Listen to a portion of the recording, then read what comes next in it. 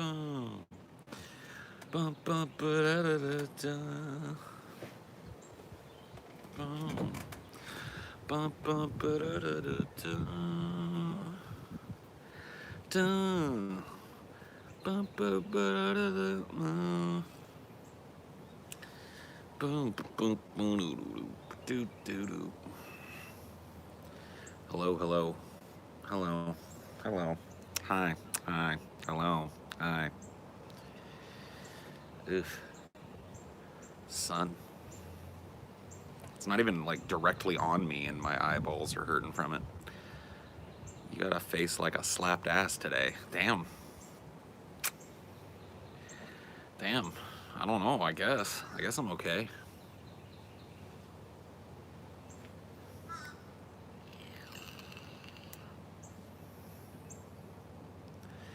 Do a barrel roll.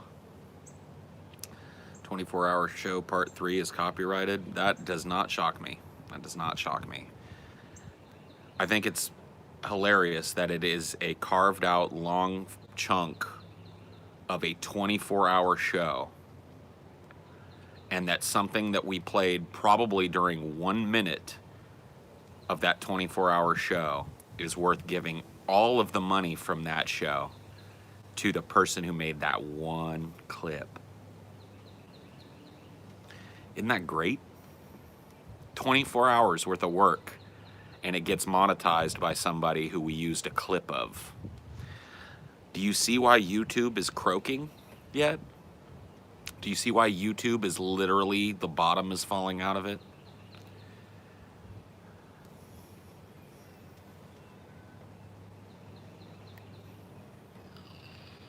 Do you plan on fixing it? Because I really want to watch it. I mean, one of these days it'll likely be fixed, but when this type of shit happens, I mean, I don't have time to go back and chase fucking copyright claims on every video that we've made. We have like well over 150 episodes of this show now.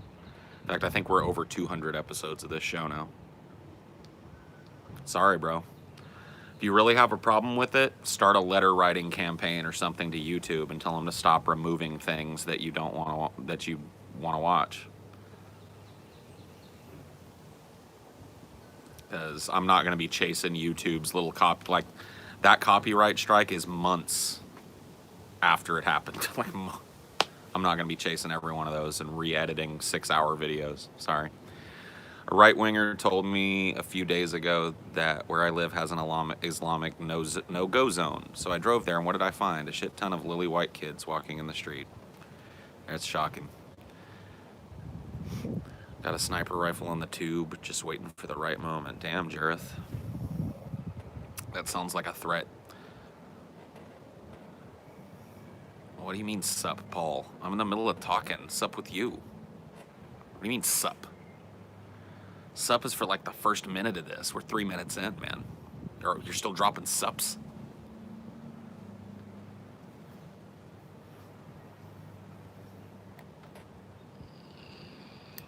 Sup.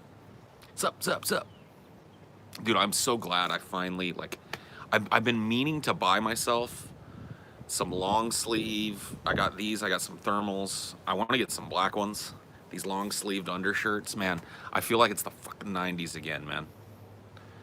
I feel liberated by it, by having my long sleeved undershirts again. I know nobody does this anymore. This is not cool anymore, but man, I gotta tell you, you pretending to be a rich ruck was great. Thanks. Yeah, that entire character that I did on the recent Patreon episode was born out of what I had to do with my face to keep that monocle. Like, I had to actually, like, sneer in order to keep the monocle in, and it created his voice.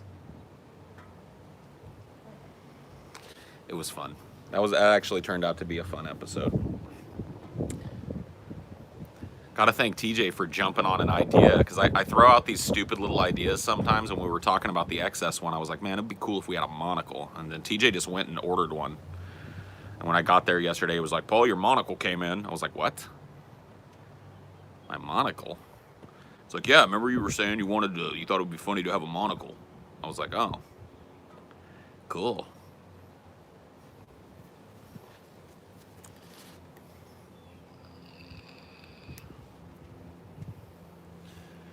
I want to eat food. Okay, go eat food. Ain't nobody stopping you. Ain't nobody got you handcuffed.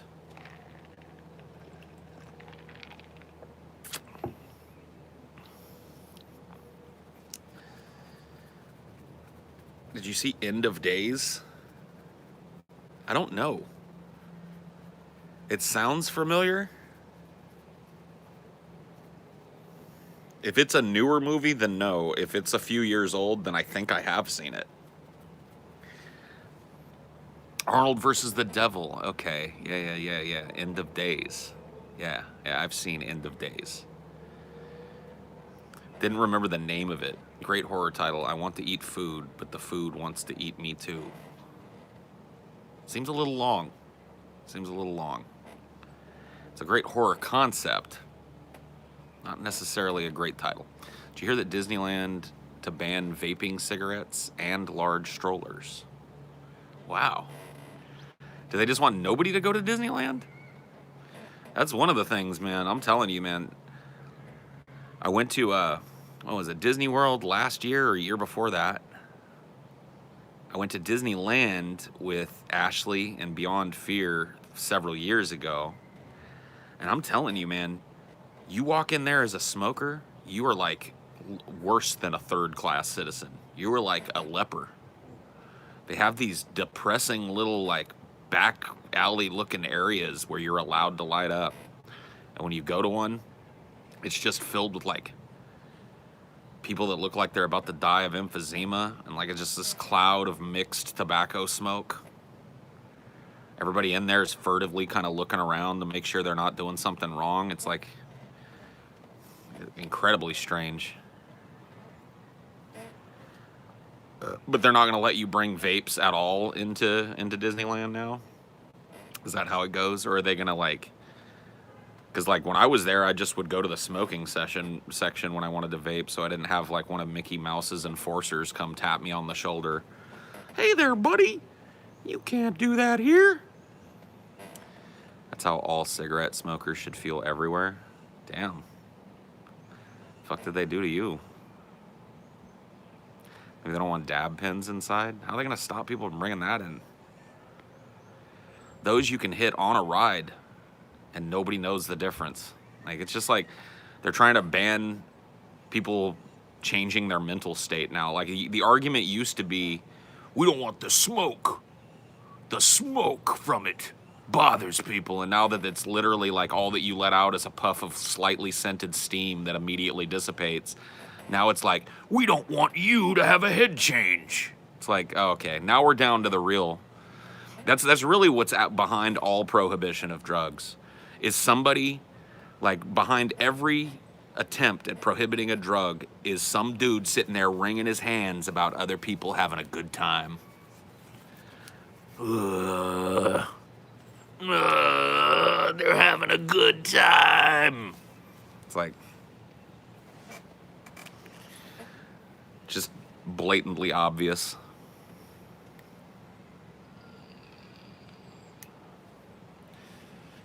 There's no way they can ban vapes. What are they going to do? Have somebody fucking pat you down on your way into Disneyland?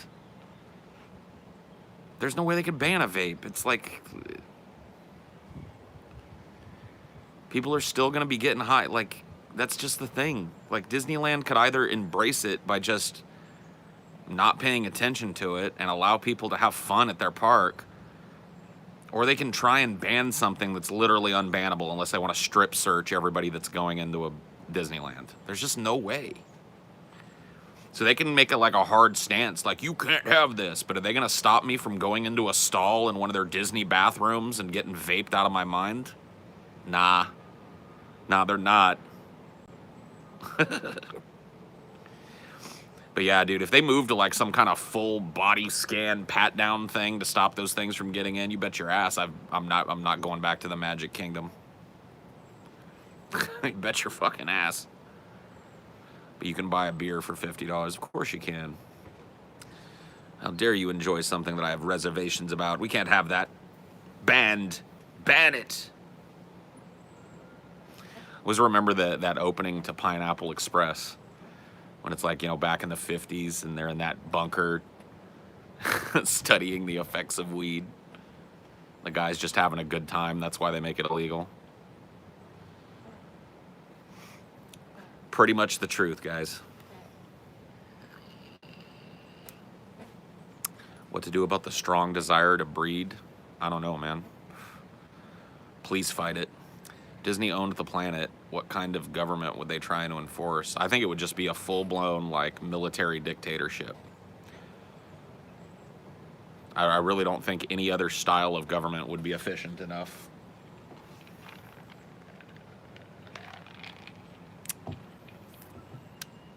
I feel like a pat of butter melting over a big pile of flapjacks. It's like, yeah, I've been there. Or the housewife on acid video is awesome too. Oh yeah. I like the studies on LSD. Old studies. Meant to like discover the horrible effects of a drug, and then people just have a great time. The resistance leader could be Oswald the Lucky Rabbit. Okay. All right, you're off in your own world. Do you think democratic socialism can work? I don't think anything that's based around the paradigm of continuing unrestrained crony capitalism can work. I don't think that taking our capitalist system and injecting a little bit of socialist ideology into it is going to do anything. Sorry. No. Venezuela, though. Yeah. Venezuela, though. Yeah, what our system needs is a teardown, guys.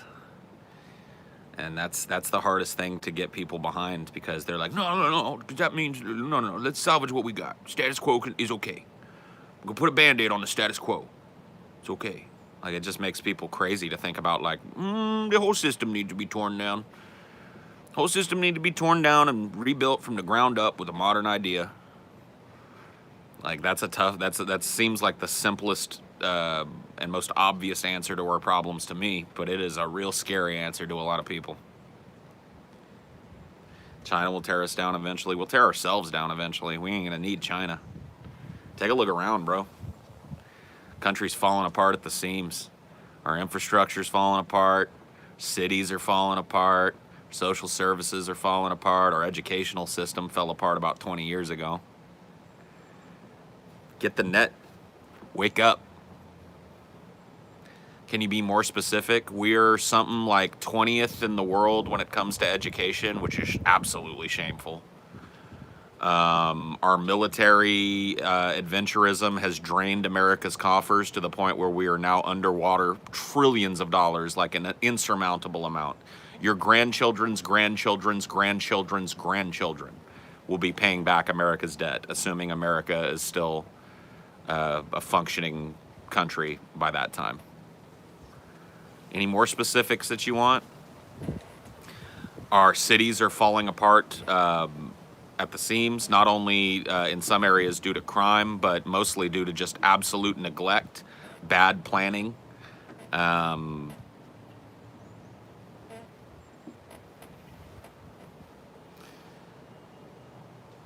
you often advocate for the end of the human race, but have you seen Antarctica? No humans, yet it's completely frozen and empty. No progress at all. Seems like there's a lot of progress in Antarctica. Aren't big Texas-sized chunks of ice shelf breaking off of Antarctica as we speak? That doesn't sound like a place where nothing's happening. Of course, we're to blame for that. People will only change when they have no choice, and it's behind salvage. I've said that a million times, and you're absolutely right. That's one of the most fundamentally frustrating things about the human race, is that all of us know. I mean, even those that deny it know that America's in trouble. Everybody feels it. All you got to do is look around. All you got to do is listen to our discourse with one another, take a look at our cities, take a look at our educational numbers, take a look at every metric by which you measure the health and happiness of a society. And there's big red flags for America. But everybody wants to push it, kick the can down the road. The next generation will have to handle that. The next president will have to fix this. And it, you know, that is piled up now for 50, 60, 70 years here in America, and the chickens are coming home to roost. And you're absolutely right when you say that nobody's going to care enough to actually do anything or speak out or, you know, start advocating for a different way until it's far too late. It might be too late now. It might be too late now. Let alone 20 years, 30 years from now when the shit really starts to hit the fan and people start going, wait, we need a new thing. It's like, that was 50 years ago. You should have started piping up about that. Train is too far away from the station now. Oof, that's a ban. Get him out. Man, I don't know how I'm quicker than my mods sometimes, but man, I'm fucking quick on the draw. That was one of the easiest bans ever. It met all 4 of my criteria and an extra criteria, or all 3 of my criteria. No, like profile picture at all. Stupid name, retarded comment, all caps. That's 4 strikes. This dude's not only out, his next at bat is done.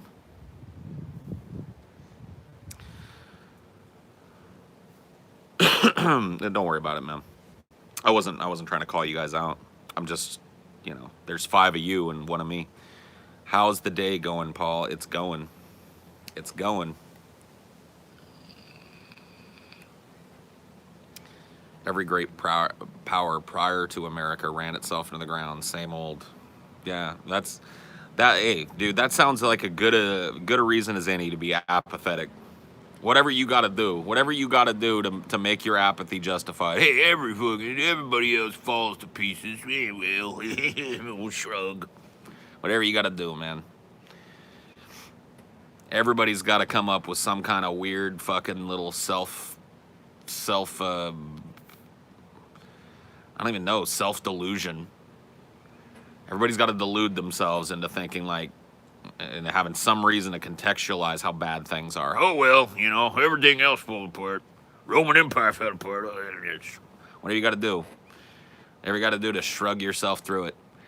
Big problem with tear down in the states is that you could do it federally, but every state would have to choose to do it individually as well. I mean, there are more problems than our stratified government. But let me tell you something, man.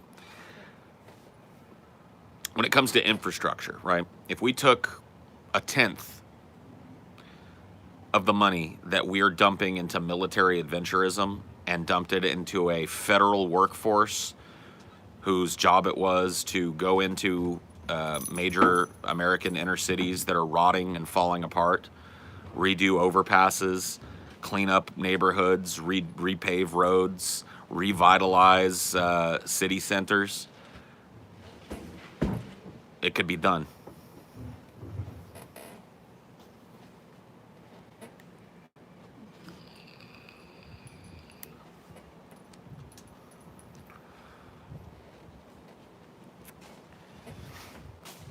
I know it's off-topic shit. When's the last time you shaved your beard? I don't know, man. It is pretty off-topic, honestly. That's it's at least 500, 600 billion we're talking, yeah. So we spend double that on the military every year. Not gonna happen. Politicians are just thieves siphoning off the last resources off of people ditching the country and going somewhere else. I don't know about that. They're not gonna have anywhere else to go either. I mean, you understand what happens when America collapses, right? That's another thing. People think that like, oh, well, if it happens over there, it'll suck for those Yanks. But if America collapses, there will be nowhere to hide. There will be no haven on the planet. The economic, military consequences of such a giant, hegemonous country all of a sudden losing its power and strength would create a vacuum that would destroy the rest of the world. As goes America, so goes the world. And I know people hate hearing that, man. People in Europe, people outside of America like to think that, well, you know, if those Yanks end up going belly up, we'll still have a stiff upper lip over here. What? It's like, no. No, you won't. If our economy goes belly up, yours goes with it. If our military goes belly up, the giant sword keeping the rest of the world at bay from you is gone. It's over for you. The old world order dies with America.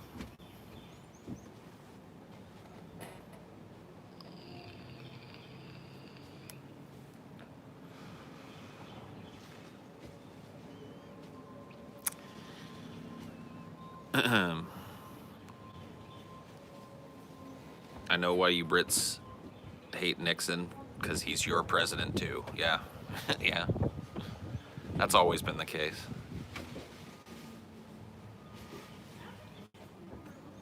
Wouldn't say it's impossible, but I don't know what that was supposed to be. Have you heard of the Dial Tov Pass mystery? Nope. Love is the answer. Oh man. Yeah, dude. It's love for sure. Collapse is in total anarchy. No. I mean the changing of one world order to the next. Smoke a cig? I don't have a cig. I don't keep cigarettes around me. I don't smoke them. I love the Roman Empire comparison you guys made. I feel the collapse happening. I mean, it's been happening, though. That's the thing, is like, these kind of events, when you read about them in history, and then the Roman Empire collapsed, that might have taken 80 years. It might have taken 100 years. You know? This sort of thing happens slowly. That's why it's so pernicious. It's like, that's why people don't realize that we're living in the midst of a sixth mass extinction event. Because, hey, there's still dogs on the planet, and there was dogs yesterday, so what are you talking about? It's just like 1,000 species a day disappearing.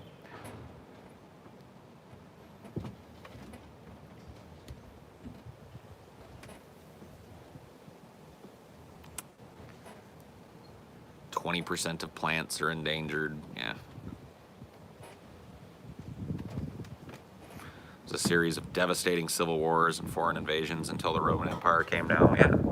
Because they suddenly got weak enough that these outside forces could like that's what we're seeing happen in America. We're seeing what used to be the Roman Empire, what used to be the sword that cowed the planet, is now rusted on the edge, busted, and the handle's kind of loose, and the blade looks notched and about ready to break. We're at that point in history now. And when that sword is sufficiently degraded, what do you think happens?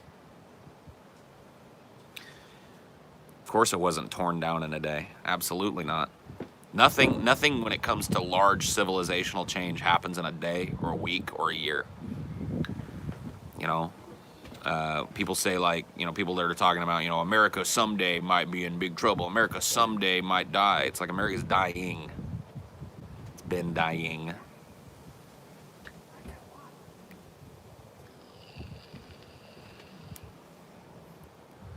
And when that happens, nobody on the planet gets to go on living like they used to.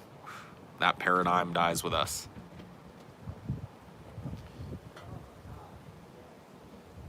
Climate change is a Chinese hoax. Ugh. Jason, you suck. Boo. Rome wasn't built in a day. Well, it didn't fall in a day either. Yeah, I think somebody said that, but yes, you're right. America's bleeding out on the battlefield. Yeah. Waving its arm, hoping a medic sees it. It's rapidly losing blood. But pretending everything's okay, too. That's the weird thing about the America dying on the battlefield. It's waving its arm and hoping a medic sees it to help it, but it's going, I'm fine. Don't worry about it, man. Everything's going to be good. I'll get this sucking chest wound dealt with the next generation down the line. It's okay. We're good. We're fine. We're fine. We're going to be okay. America always pulls through.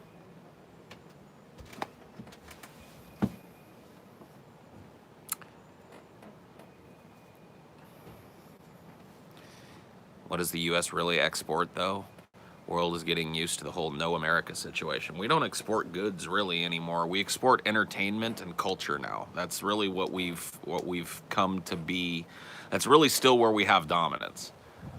We export entertainment and culture now. Yeah, I think it's funny that here at the end, Every other kind of outlet for American hegemony has been sapped dry except for the creative one. So once again, now America is leaning heavily on its artists to carry it, to help to continue to inflate our image in the world as a place where people want to be, to use the power of our radiative culture.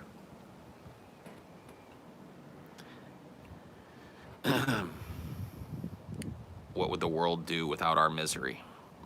Exist in the same misery, and worse. Fire James Gunn. Get him out of here. Do you anticipate a dystopian government being set in place in the face of America's collapse? We've already got one. Newsflash. Wake up. We're living in the dystopia. We covered this, I think, on the last show, if I'm not mistaken, or maybe a show before that. This idea that someday 1984 or Brave New World is coming, we need to get over that. We're in it. We're in it. It's happening. We're living in it. We're living in a place where your thoughts are not okay. You're not allowed to wrong think. You're not allowed to wrong speak. Where the government can look at your life in any number of really incredibly fucking creepy ways for any reason that they want.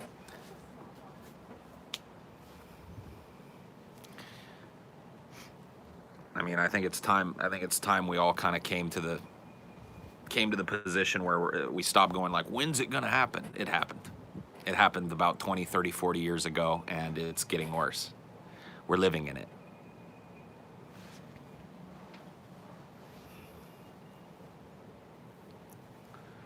Slim pickings, indeed. The world has gone to shit, but at least I finally beat Sekiro. Hey, check you out. At least 1984's dystopia looks cool. This is a half-assed dystopia. Our dystopia is way cooler than 1984. See, this is another common misconception. 1984's dystopia is way less attractive than ours. Ours has video games and porn and banging ass trap beats. You know what I mean? This dystopia uses distraction in ways that that 1984 couldn't envision. 1984 had the right idea, but we took it and made it ours. We took it and made it a blazing giant canker sore on the ass of the world, man.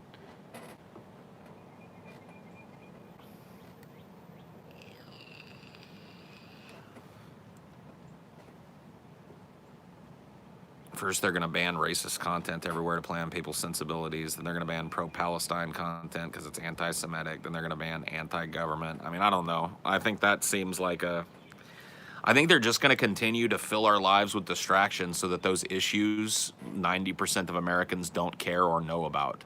That's where we stand right now. That seems to be where they like us. Yeah, I don't think they're really interested in coming in and overtly banning this, that, or the other thing. I think they're interested in just giving us something else to look into. Don't be into Palestine. Come over here and play Fortnite. Paul is part of the distraction. Maybe for you I am. Maybe for you particularly, Brianna, maybe I'm part of the distraction. Because you don't seem to listen. Conversation between Colonial Campbell and Raiden and MGS2 is so relevant, Colonel Campbell and Raiden and MGS2 is so relevant because that game came out in 2001. I don't even remember it really.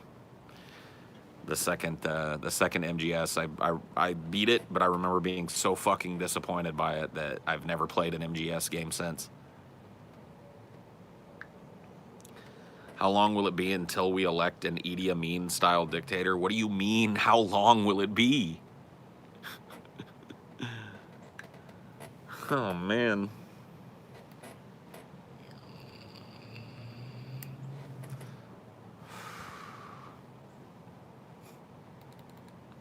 How long is it gonna be, Paul's ego, until you think shit is so bad that it can't be fixed?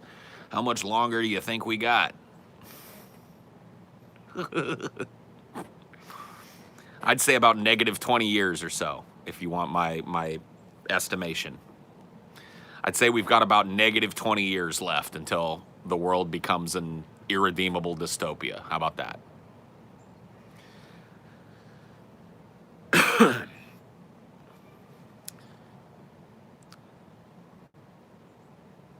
About how much longer until World War II breaks out? I'm thinking you meant 3.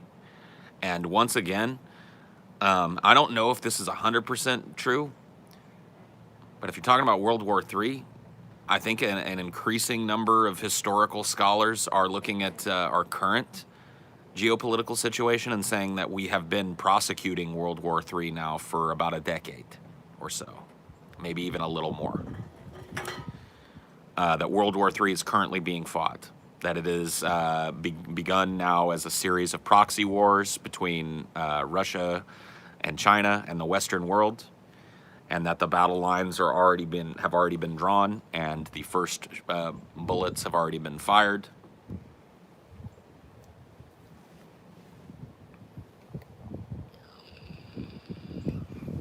I mean, there are over 1 million casualties. I want to say that again. Over 1 million casualties in the Iraqi theater alone. And we're going, when's the next World War?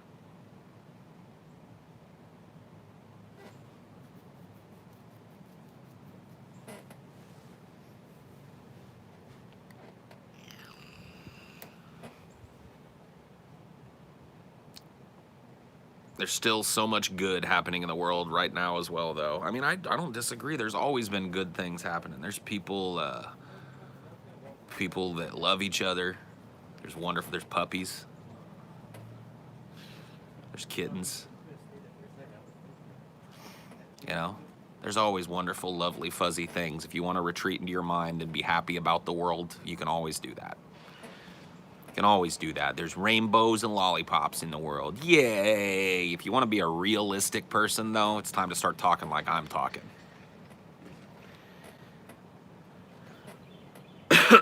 We live more in a Cold War situation. There's nothing cold about a theater of an ongoing, never-ending war that has over 1 million dead in it. There's nothing cold about that war.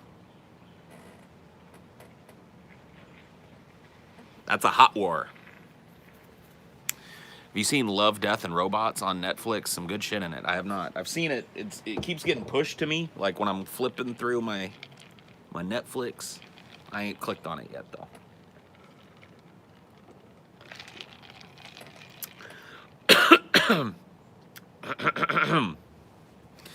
Yeah, ask Afghanistan how cold this Cold War is.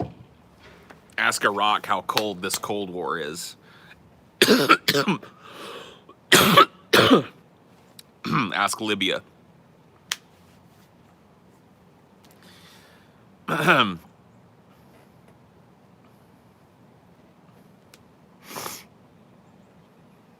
Venezuela is next, then Iran, you think?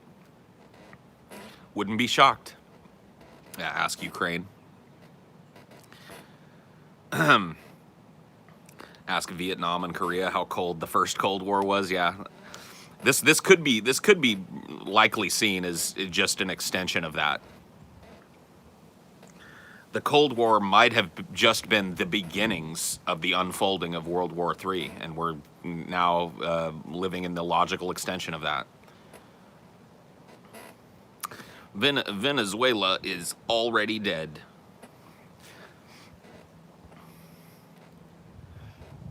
Hey, Jason, when are you going to read a book? Venezuela would cause too many diplomatic disfavor points. Too obvious. Explain Iraq, then. Just watch Fear and Loathing in Las Vegas because of your Ebert review. Fucking awesome, yeah. I mean, it's shocking to me that people haven't seen that film, but I'm glad you enjoyed it.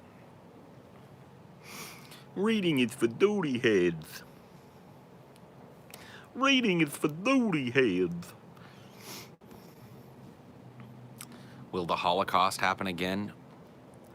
The Holocaust? Will it be exactly the same? No. Will a Holocaust happen again? Once again, I might argue that we're living in one. Fear and Loathing should be a required read. Should be a required viewing at the very least. If you ain't gonna read it, at least see the film. I cannot have this conversation with a character limit. I would have to discuss this shit in person. I've written 4 goddamned comments, and none of them were even close to fitting in the limit. Yikes.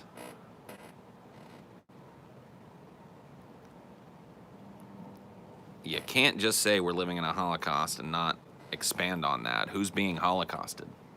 All of us. The human race. Human race. Do you think your input on these issues is productive? Yes, I do. I do. I think that more people should be talking about these things and not sweeping them under the rug and pretending they're not problems. Yes, I think that really the only productive thing that we can do as a society of people living in a dying culture, living on the zombified corpse of a dead culture, let's be honest with you, living in the throes of a 6th mass extinction event, living in the throes of a massive sweep of climate change, and living in the throes of rapidly expanding global war. Yeah. Cure for aging is more important than a cure for cancer. Climate change isn't real. I'm just gonna ban you, Jason. You suck. Get out of here. Shoo. Ugh. Sick of his fucking low effort trolling. Creative people are smart. People don't give art kids enough rep. I don't know. I don't think art kids can save the world, bro. I think humanity will ever realize that it should be a basic human right to do what you want with your own body. If they do, it'll be too late. Too late for us, anyway. Climate change is real, then how is the earth flat then? Dun dun dun dun. Deathism is the ultimate form of cuckoldry. Cool. Ever seen 1980s V sci-fi series? Yeah, I remember V. With our demise so imminent, it amazes me that people still want to have children. Anyone with forethought should be able to see this is the kind of worlds their kids will live in. Well, I mean, whatever. I ain't gonna stop people from having kids. That's one of those things that, like, I'll have an opinion on whether or not people should have kids, but when it comes right down to it, they're still gonna do it. So, you know, and in order for it to be a true collapse, there's got to be a generation around to experience it, right? So they're just doing us the favor of providing what will eventually be the witnesses of history. I mean, in order for there to be a great tragic collapse, there's got to be an entire swath of society that lives through it, right? That's what we need kids for.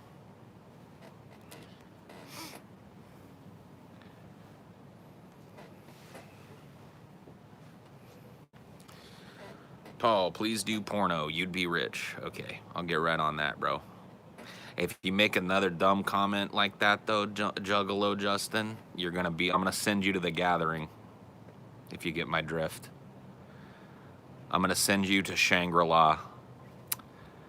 Your kids won't live in this world. This planet will evolve to some other form of tomfoolery when they're actually... It'll just be this world, but worse. I mean, all of the problems that we see snowballing now are going to be worse and larger. You know what I mean? When your children that you're having now are 20 and 30 and they start inheriting the custodianship of these problems. Just gonna get worse. Do you think we'll ever learn to terraform Mars? I don't think that there will ever be a significant human settlement anywhere that isn't on Earth. I don't even believe that we will have a permanent settlement on the moon. That right now is so ridiculous that it's science fiction. So if it is a science fiction, like all this Mars stuff, when people talk about it, it always blows my mind because it's utter science fiction for us to have a base on the moon. The moon, which is actually close enough for us to reach, and we've actually demonstrated that we can land people on, for us to build a base, a permanent manned base on the moon, is utter science fiction. Now, I want you to take all of the logistic problems that come with putting a base on the moon and magnify them by about 1,000,000, and that's what a base on Mars would be. You disagree? Well, you can disagree in one hand and shit in the other and see which one fills up first. If we were on the cusp of putting a base on Mars, we'd have a base on the moon. It's the logical first step. We've got to learn how to create a vacuum-sealed environment on a hostile planet if we ever hope to gain a human foothold. We're already there, so there are people living on the moon right now? Cool. Didn't know that. Guess I take back my position. Oh, wait, no, there aren't. Because it's a science fiction fantasy for us to have a static base anywhere that isn't the planet Earth. It's not, though. It's absolutely feasible, but no one is looking into doing it. Completely untrue. Tons of scientists, I mean, go look it up. There are tons of scientists out there thinking about ways that we could possibly get to Mars. You know what none of them has done? Found out the way to do it yet. People are silly about this. It's time for you to give up on this like space age future that humanity has. We're burning out right here on this shitty cinder of a planet. We will never have a base on the moon, and we will never even come close to having a significant human population on Mars. Never happen. You can write it down in your journal.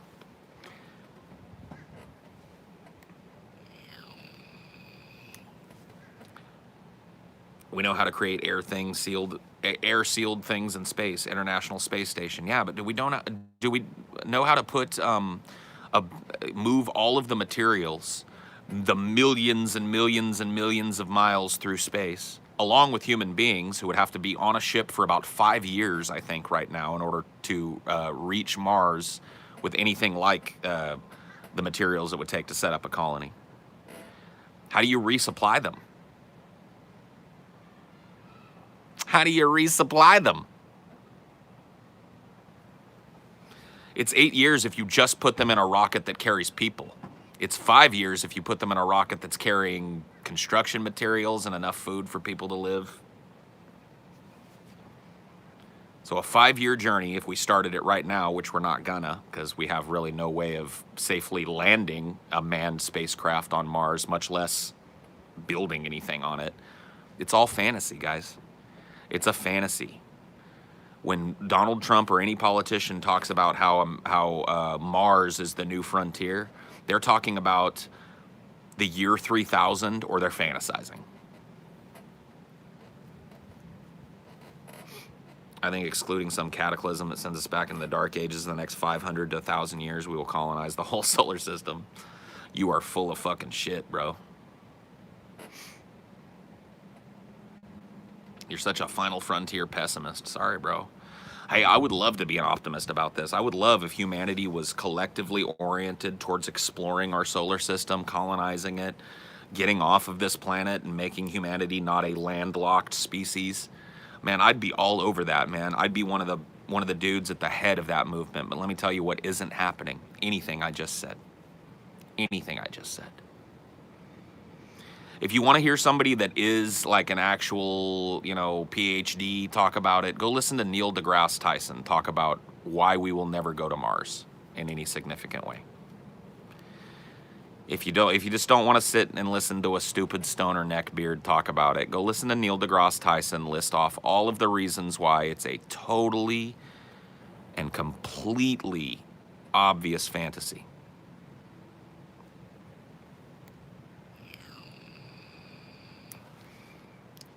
Figured I'd give you 70% of this free super chat. Hey, thanks, Greg. We aren't going to get past chemical rockets. Anytime in the next few hundred years, ain't going to be no warp speed or any of that bullshit. We're not even close to that, man. The idea of colonizing Mars is to split the species. It's to create a lifeboat for humanity, where if something happens on Earth and a significant portion of the population is killed, humanity has another place to be. And the likelihood of us solving all of the problems between Mars as it exists now and our technology as it exists now, it's so astronomically low that it's not even worth talking about. It's a fantasy. Somehow transporting half of the human population to Mars and having them live sustainably there is just as much of a science fiction fantasy as any Star Wars film that you've seen. Any fucking science, far future, far-flung sci-fi movie, there's just as much truth in those as there is in humanity colonizing Mars. Neil deGrasse Tyson, we are nowhere close to living on Mars. Yep. I said it was feasible. I never said it was going to happen. Nice walk back, bro. Nice backpedal. But for different reasons, ours are motivational, not physical limitations. They're both. There are physical limitations, hard physical scientific barriers to what I'm talking about, and there are motivational limitations, which is why I say it's never going to happen. There you go, bud. Now we've finally coalesced into a position we can all agree on, right? Mars is such a big job that humanity can never focus on it. It would consume tens of generations, probably more than that.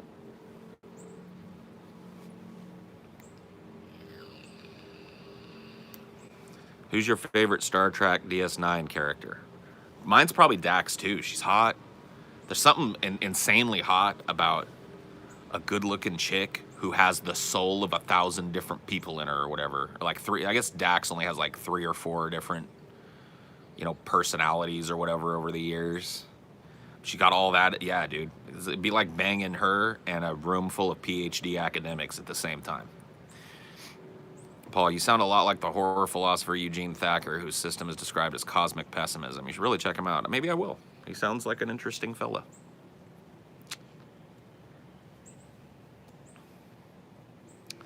How do we go from a society focused on landing on the moon to a society focused on banning jewel pods? No shit. Good point. Dax, really? I just started DS9. I find her the blandest character. Get to like season 2. Dax, in the first few episodes, is pretty bland, but she quickly becomes one of the most vibrant and colorful characters on the show. I really liked Quark a lot as well. I thought Quark was a great addition to that show. I didn't get to see much of him because I only watched like the first 3 seasons of DS9. But what was that guy's name? The Cardassian guy that makes clothes. Kind of a spy for the Cardassians, but he helps out because he's kind of a moral gray area character. Can't remember what his fucking name is. Garrick, thank you. Yeah, Garrick. Garrick is great. That show really did have a lot of really fun characters. People in 1900 couldn't imagine modern technology. We can't predict what will or won't be possible in the coming centuries. Well, we can look at the trajectory, though. And that's what a lot of these scientists and philosophers that are talking about the efficacy of moving half of humanity to Mars are doing. They're looking at human trajectory, and they're looking at what it would take, what kind of frontiers would have to be breached. Because it's not just one it's not just one technological leap that we need. Like, let's say that in the next 100 years or something, a new propulsion system is conceived of and tested that would cut the time that it would take for us to send a giant colony ship to Mars in half. Well, we still can't build the giant colony ship. We still can't terraform a planet so that it's livable to humans outside of some kind of geodesic dome. So what you're talking about is not just one leap in technology that could unlock Mars. It would have to be 18 simultaneous leaps in technology. It's a fantasy, dude. It's a fantasy for us to sit here and go like, in 100 years, who knows? It's like true, when it comes to certain types of technology, who knows? But when it comes to this problem, there's no who knows about it. If we did somehow manage to colonize Mars, make it habitable, some greedy CEOs would destroy it. The second someone finds oil or some other valuable resources, we'd rape that planet too. Of course. I mean, I don't know if there's... Once again, we don't know enough about Mars to know, like, here's the thing. We're all sitting here, and there are groups of people going like, oh yeah, it's totally possible for us to live on Mars. The closest we've come to that is sending a little fucking robot to drive around. We don't know what's under Mars. We don't know anything about the history of that planet, what used to be there, what could be there. We're just now learning directly, scientifically, about Mars. With little tiny robots that we've hard landed on the face of the planet, and everybody wants to talk about like a civilization on Mars. It's like, okay, I like speculative fiction. I'm a futurist, I'm a transhumanist, but I'm also a realist. Have ye no faith in the great Elon Musk? I think Elon Musk has already pushed like our like space frontiers with his reusable rockets and stuff, but that just puts things in orbit easier. That has nothing to do with traveling to Mars. The soil of the planet is possible to grow plants on. Doesn't help us get there though. Yeah, wouldn't make sense to colonize the moon. Yes, it would. And it's also a good measuring stick for people that want, like, anytime you hear somebody fantasizing about how we're about to go to Mars, ask them where the base on the moon is. And then when they say there isn't one, ask them, why wouldn't there be? Isn't that the logical place to set up a first human outpost? A manned human outpost on the moon? I tell you what, dude, I will change my tune when there is a permanent manned outpost on the moon. Change my tune completely.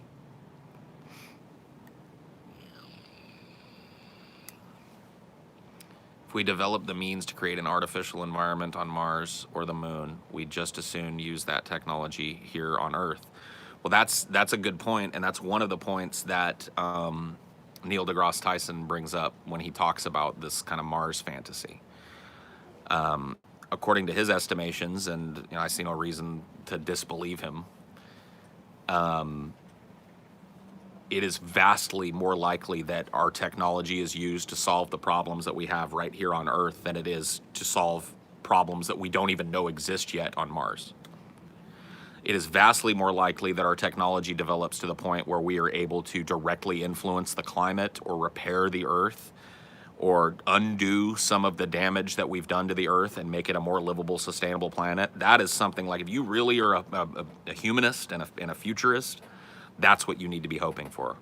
You need to be hoping for our technology to fix what we have here. Thinking about our technology getting great enough that we can escape here is absolute fantasy. It is vastly more likely that we will come up with some sort of technology that allows us to continue living here. And that's really what we ought to be thinking about. I discovered Thacker after I started watching you and could see you in his philosophy. His major works are called The Dust of This Planet, which gives you a hint, yeah. Well, I'm going to check him out. I'm always looking for like-minded thinkers. We don't need a giant ship. We don't need to terraform the planet. We can colonize Mars right now with the Mars Direct proposal. The problem is bureaucracy. You're full of shit. Colonizing Mars is a science fiction fantasy. We don't have the technology. There's no amount of money that we could throw at that problem right now, bro.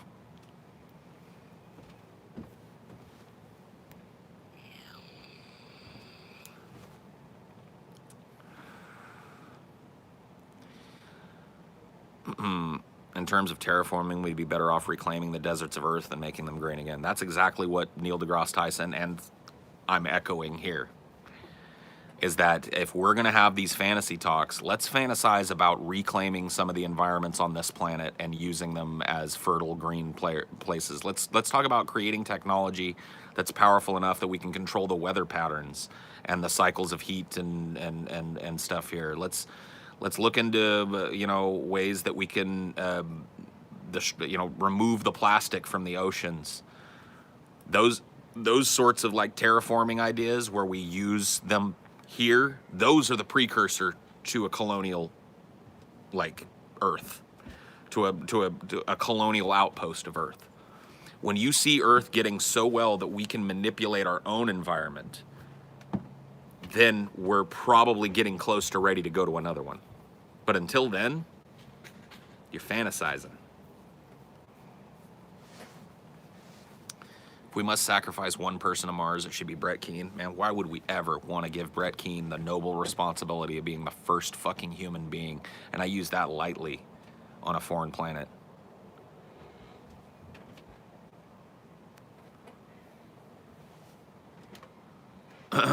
The desert doesn't have enough organic material in the soil to colonize it. Well, that's the technological problem, isn't it?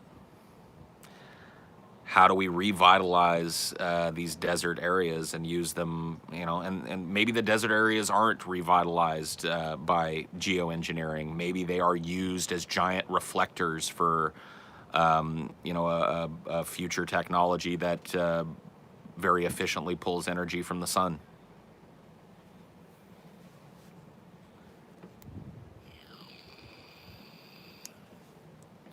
Bring soil from Earth. Do you understand how much soil you would have to move from Earth to a hostile planet in order to make enough soil that you could conceivably support 1 billion human beings on it? Do you understand what a Herculean feat moving that much soil through the vastness of space between Earth and Mars would be? Mm-mm.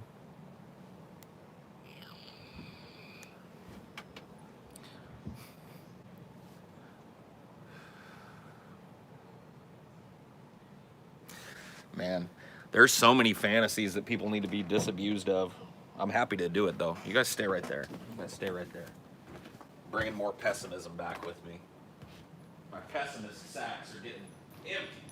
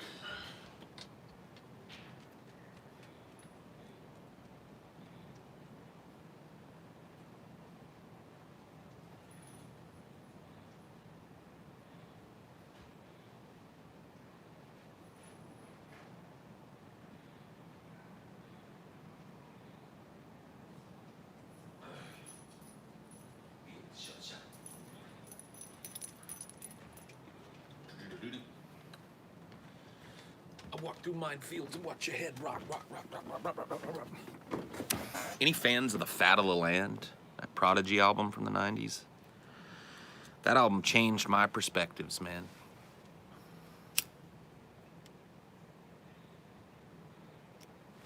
Time for a little incense. I'm addicted to this incense shit now. Put it down here and let the delicious scent. Why Mars? What's so appealing about a desert planet with no oxygen? Whose idea was this? I mean, it's the closest somewhat viable planet for a far future splitting of our species. It's really the only planet in our solar system, as I understand it, that's even, you know, remotely viable in terms of colonization.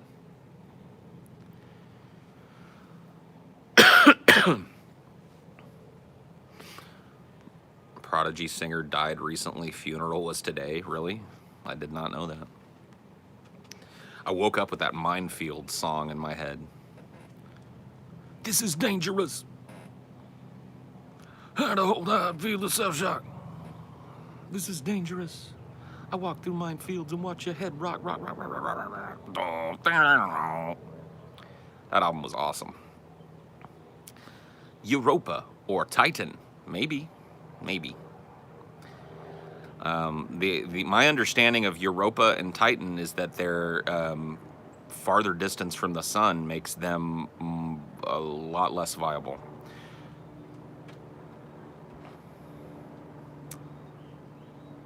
Favorite incense, Paul? I don't know yet.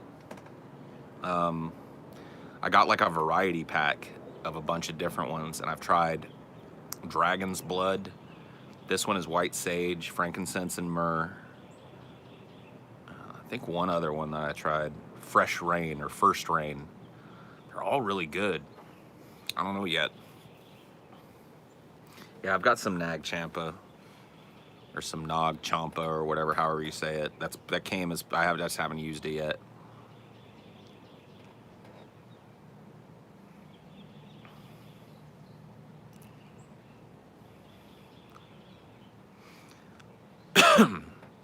Do you use your incense indoors or only outdoors? I use it everywhere. I burn it out here when I'm chilling. I burn it inside when I'm chilling. I like the smell. Mine the water from Europa and live in giant space stations. Cool. Mars has an atmosphere of CO2, but the surface temp is minus 60 degrees, even though the soil is good. There are a number of problems. One of the reasons why Mars is so cold is because it lacks our atmosphere, which is one of the huge problems that we would have to overcome if we were ever to hope to genuinely colonize Mars. Paul, someday I'd like to smoke pot in space on my bucket list. Do you think commercial space travel will be a thing in the next 50 years? Yeah, probably. I mean, I don't know about space travel. Space tourism is what I would probably call it. It's going to become, I think, more feasible because it's you could do it now. If you're a rich fuck, there are people that'll take you up into space. I think that it stands. You know, it's not a horrible prediction to say that in the next 50 years that will become something that is slightly more accessible to the average person. Yeah, I don't like cones. I don't like cone incense. I like stick incense, man. I used to burn it all the time when I was in my 20s, and then I just kind of stopped for a long time, and now, like, I'm all the way back in. I'm all in. I have an incense budget now. Because I just want it burning all the time. Hippy dippy Paul, indeed. Indeed. Steve, TJ and Scotty's stepdad, I was sitting around with him the other day just smoking and shooting the shit. It was me and Scotty and Ashley and Steve and the guy's mom, Terry. We were all chilling. And Steve was going around the room and telling everybody what he liked about them. He's like, you know what I like about you, Scotty, blah, blah, blah. When he got to me, he was like, Paul, he's like, you know what I like about you, man? He's like, you're basically like just a modern hippie, man. It's like, you're cool to have around because, you know, you don't really want to get in anybody else's business and you don't want people in yours, man. You're just basically a hippie. And I was like, okay. I'll take it. I'll take that as a compliment.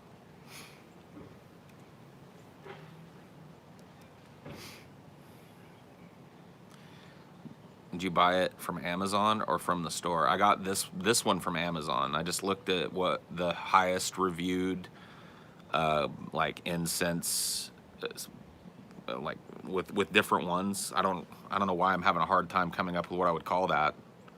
What would you call that? Like a bundle of different ones that you get, like a grab bag or I don't know. I'm having trouble. My brain is having trouble coming up with the right descriptor for it. But yeah, I found the highest rated like mixed selection of variety pack. Thank you. That's the word that I'm looking for. that's the term. But yeah, no, I found what the highest rated variety pack that I could find that was, you know, relatively cheap on Amazon, and I got it. Ashley brought home some. She went and saw some in the store and just bought, like, it was like orange creamsicle or something. I still have some of it. It's good. But all of this is way better, in my opinion. The violet type. Oh, dude, I like them all, man. Some of these, like, this one I'm burning here, and Fresh Rain, or First Rain, have kind of like a at the risk of sounding a little gay, they have kind of like a masculine smell to them. In addition to that kind of like smoky edge that you get with the smell of an incense, there's like a real clean, fresh, almost cologne-like, you know what I mean, smell to them, and I like that. I like the idea that if somebody walked into my house, that's what they would smell, you know, that kind of like...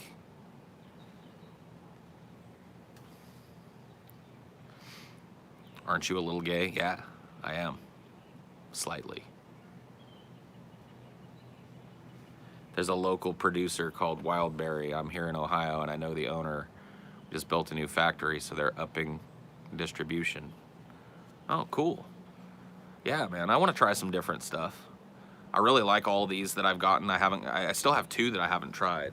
Maybe I should, after this one finishes, maybe I'll go get one of those, and I'll try a different one that I haven't tried yet. I've got the 2 I haven't tried. I'm trying to remember the names of them. I can't remember. There's 2 in there that I haven't tried yet.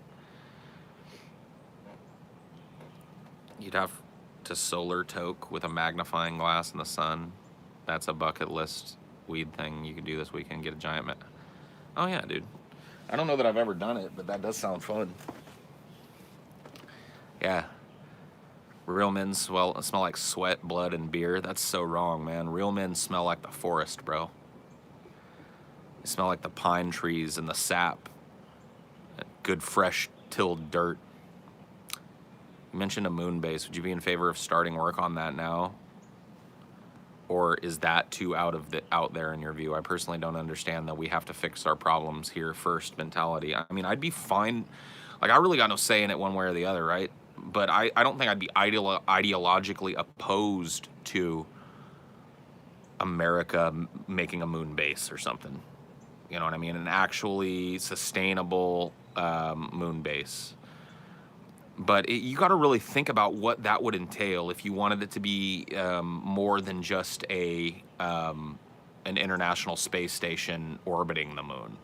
If you wanted to actually put a structure on the surface of the moon, it would have to be a structure that was shielded, radiationally speaking. It would have to be a structure that was able to withstand minor and sometimes maybe not minor impacts, because if you look at the moon, you can see it's covered in fucking craters. There's a reason for that. There's no atmosphere on the moon to burn up small rocky objects, so they just slam into the moon's surface. So any fucking building or structure that you build on the moon is going to have to withstand those impacts.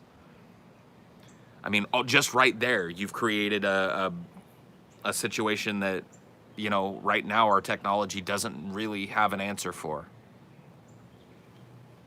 Yeah, there are storms on the moon, like dust storms, where these particles of dust, like them, we're not even talking like chunks of rock golf ball sized or anything. We're talking like particles of fine granular material that are flying through space, slam into the moon at incredibly high velocities and shit. So it's not even like you could have like a laser, you know, like a point defense laser system that just pew, pew, pew, pew, pew, pew, pew. How is it going to pew, pew microscopic clouds of fucking flesh-stripping dust that comes screaming out of the void, you know? Like, that's one of the things that makes the Earth such a fucking weird planet, such a planet that's so uniquely designed to kind of harbor and protect life. So we've got this electromagnetic shield, and we've got this heavy atmosphere that, like, provides a lot of resistance to small objects trying to punch through it, you know? It's like a fist-sized asteroid hitting another planet. If that landed on something that you lived in, it'd probably fucking take it to the ground. But a fist-sized asteroid can't even really penetrate our fucking atmosphere. You know what I mean? It burns up on the way in, and we're shielded radiationally from all the solar radiation and the cosmic background radiation and the fucking Kuiper belt radiation and shit.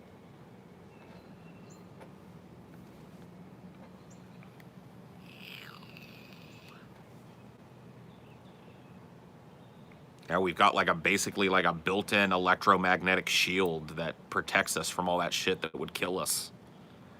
We can build biodomes on Earth, and we can build biodomes on the moon. Only hard part is getting the materials there. Getting the materials there and making them resistant, unlike the ones here on this planet, to meteor impacts and radiation. But yeah, you're right, it's the same thing. Never mind the fact that getting construction materials for a biodome involves some dude in a truck driving across country, and getting construction materials for a biodome on the moon involves, I don't know, an endless procession of fucking rocket launches, each one that's incredibly dangerous and might end in horrible failure for the astronauts doing it. Yeah, but basically, outside of that, same thing. Or in other words, not the same thing.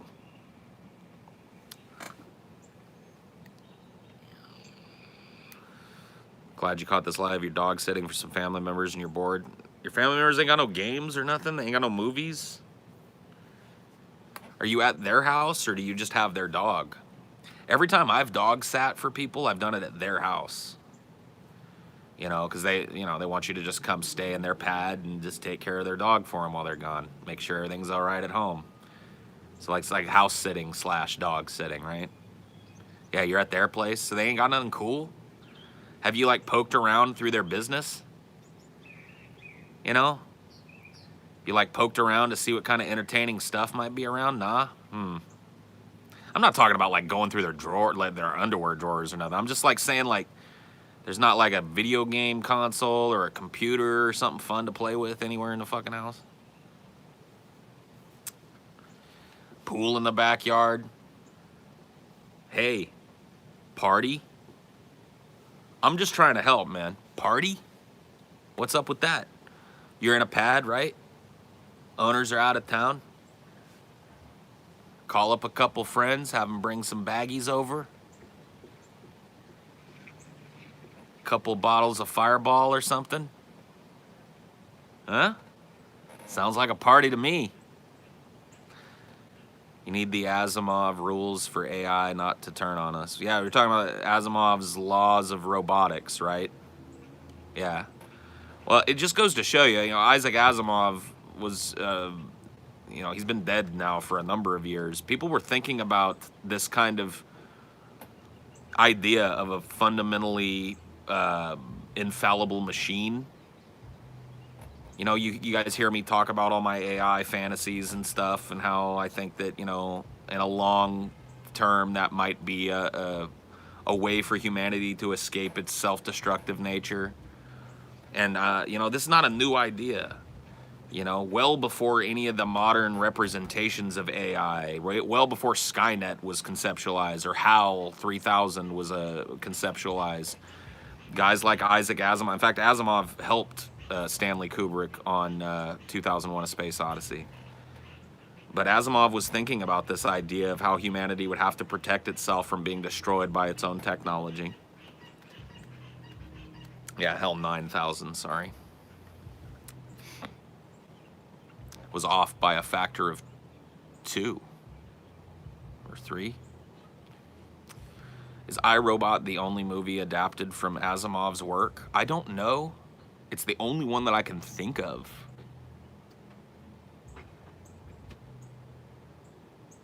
But I might be wrong. If you instruct the AI to get rid of mail spam, the easiest solution to do that is to get rid of humans. Yeah. All right, man. Yeah.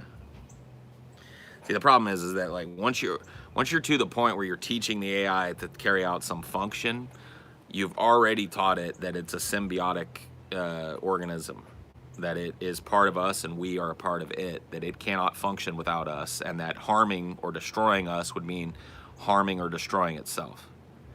That's already in place, so that there's no like little 0-1 logic problem where you say, hey, there's too much crime in the world, AI. Can you do something about that? And it's like, yes, eliminating crime by eliminating human species. Psst. It's like, whoa, whoops. I would like to think an AI would want to preserve humanity because it's a rare occurrence. Here's the thing. Thinking about what an AI would think like is something that it's full stop impossible. We as human beings are all kind of bound by what we experience, and we can only conceptualize what other sentience would be like, what the sentient experience would be like for another biological organism that evolved under different selective pressures than we did, or a posited silicon-based organism like we're talking about here. For us to try and put ourselves in that mind is just a guess. Like, yeah, Di says, a guess. And we can make, I think we can make some educated guesses about that, but as far as us knowing, here's the problem. We have a tendency to anthropomorphize everything that we don't understand that has a mind. Think looking at your dog and wondering, I wonder what he's thinking right now, assuming that he's thinking anything like a human would be thinking. Or when my dog cocks his head to the side, it's like he understands me, or my dog's a little, we anthropomorphize things that we can't really contextualize their experience. So other animals, we tend to look at them and go like, man, that bird loves that other bird. Look at it. There's two little birdies down there right now, and they're clearly a mated pair. I don't know what kind of bird they are, but they're very pretty. And, they love each other. They love. Well, no, they probably don't. In fact, their internal experience is probably so alien to us that if we were transported into it, we wouldn't know what to do or how to function. And to think that that would be any different when it comes to a silicon-based mind, a silicon-based sentient being, I don't know. We're going to have augmented cyborg humans before we have android synthetic human replicants. So the idea of the robots rising up and destroying us is ridiculous. We would have our own cyborgs to fight. I don't know. I think you're guilty of looking at the future through the lens of one single work in science fiction, which I think we're all guilty of at some points. And Blade Runner, it's definitely not a bad one to choose if you're going to make that mistake. There may be some elements of Blade Runner in humanity's future, but I think looking at Blade Runner and going like, yes, there's going to be replicants that rise, it's just,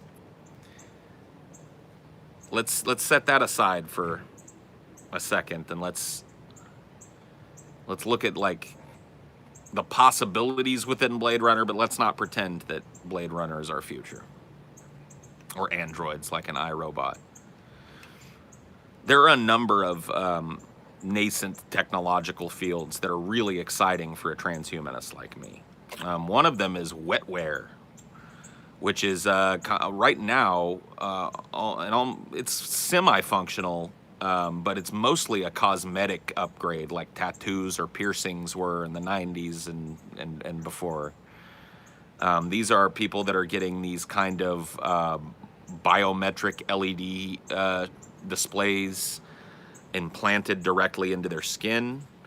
Some of them are reactive to muscle movement. So these are all illegal, by the way. It's illegal to do these kinds of implants for people because, of course, there's like medical FDA concerns. This is not, but there is a nascent industry where people are having these kinds of implants that are adding something to their body that gives a functionality, or at the very least a visual difference to the body. Wetware is also a part of the brain interface idea when it comes to technology. The idea of having something that can directly augment your perception of reality or interfaces directly with the brain to upgrade some other part of the body, like think eyes that are not only no longer suffer from things like stigmatism. You've got perfect 2010 sniper vision, but you've also got upgrades, like you can see better at night. You have full night vision that you can switch to with a thought. You have the ability to zoom your eyes in if you want to get a good look at something that's in the distance. All of that becomes possible with this idea of wetware, the direct biological interface with technology. All of that stuff is very, very exciting for me as a transhumanist. Replacement limbs are getting more and more ridiculously, not only close to a functional full replacement for a human arm, but upgraded. Some of these new arms that with hands attached that they've created with people are capable of ridiculous articulation, full 360 degree rotation of the wrist joint, and the bending of finger joints farther than it's like it's already happening. Here's a person who was deprived of an arm by a disease or an accident or war. And we're fast approaching a time where that person, what they get to replace it is better than the arm that they lost. It's stronger, it's more flexible, it's more resistant to damage, it's quicker to respond, it's more dexterous. All of those things are on the cusp of being true. So it's a very exciting time to be a transhumanist.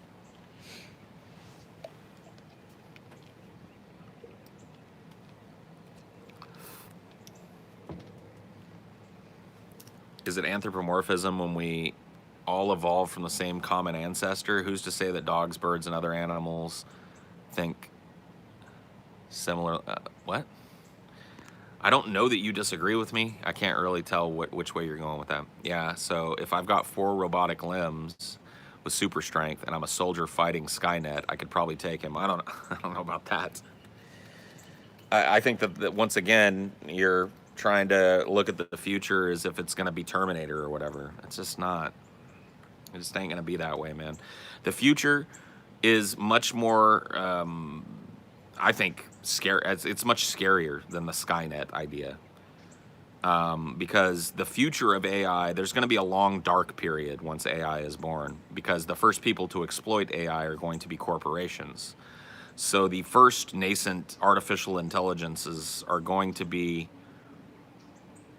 they're going to be things that are designed to sell things to you. They're going to be designed to make your mind pliable for a corporation. They're going to be ad monetized, okay? And that's a horrible dystopia of its own. The idea that these creative, thinking, functioning silicate minds are going to be made with an impetus to exploit humanity.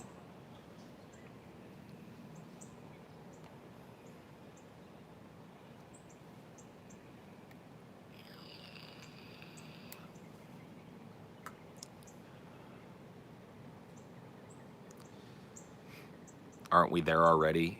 We're pretty goddamn close. I mean, the only thing that's missing is the birth of an absolutely true AI. A truly functional, independent sentience has not been born. There have been huge frontiers in AI development.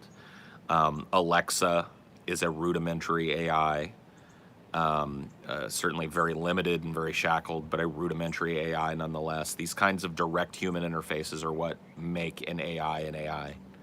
So we're seeing it. It's like I said, it's a very, very exciting time to be alive as a transhumanist.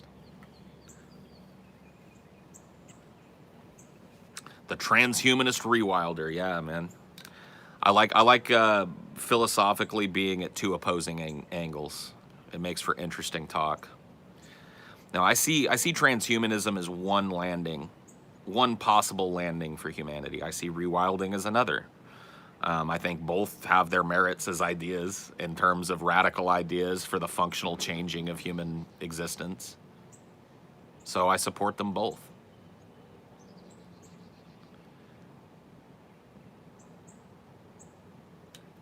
Cognitive dissonance?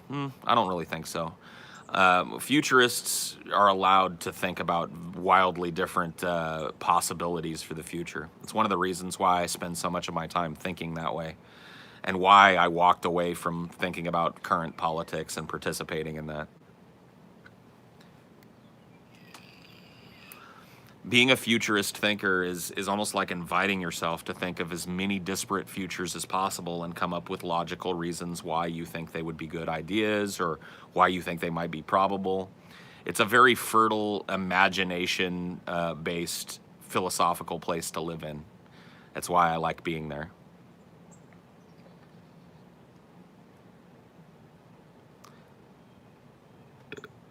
There's no such thing as a cuttlefish, dude.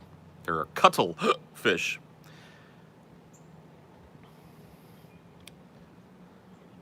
I want to be like a Borg, but still have free will. Now that's cognitive dissonance.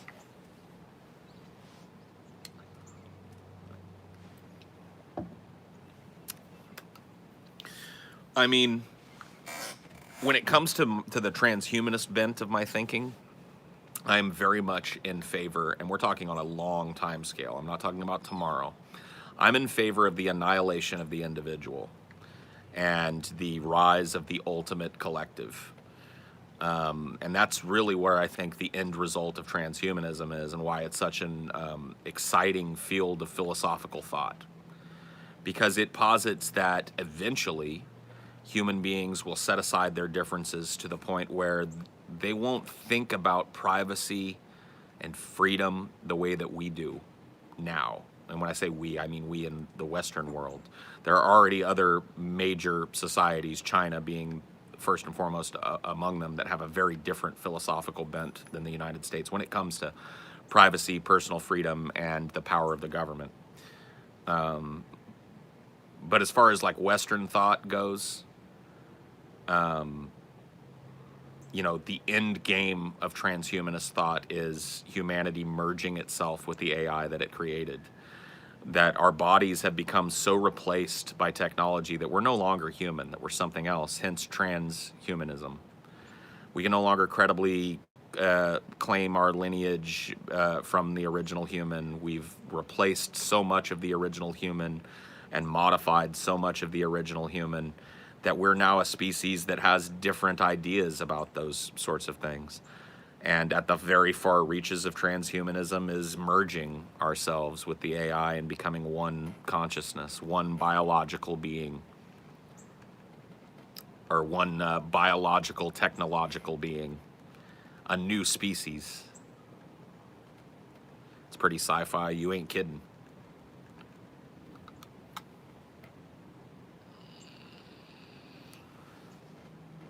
Watched In the Mouth of Madness the other night, one of the only genuinely scary movies I've seen. I mean, it's cheeseball, man. In the Mouth of Madness is a little cheeseball, but it is scary. You're right, man. It's got that existential dread thing hanging over it. An ant colony, yeah. Maybe that will happen with a dice roll of starting the singularity. Who knows, man? Who knows? Do you read Sutter Kane?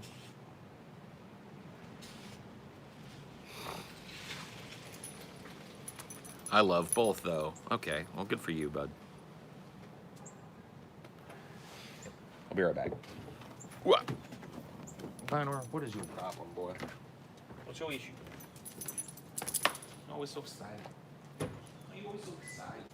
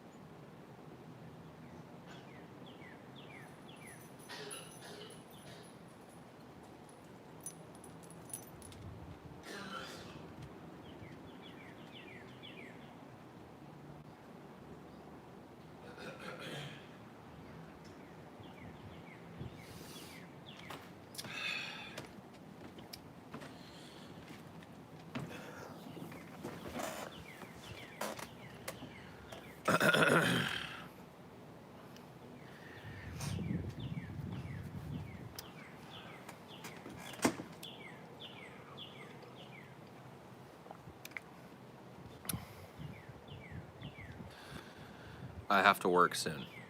I'm sad. Cheer me up. Okay. All of your problems are inconsequential because the universe will eventually reach a state of,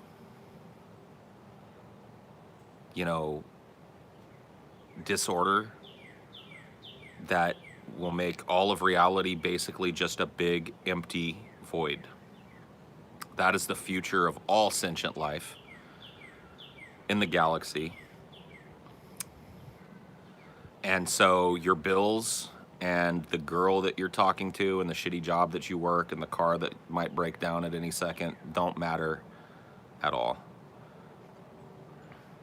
It's all gonna just eventually turn into a giant milieu of blackness. Isn't that cool?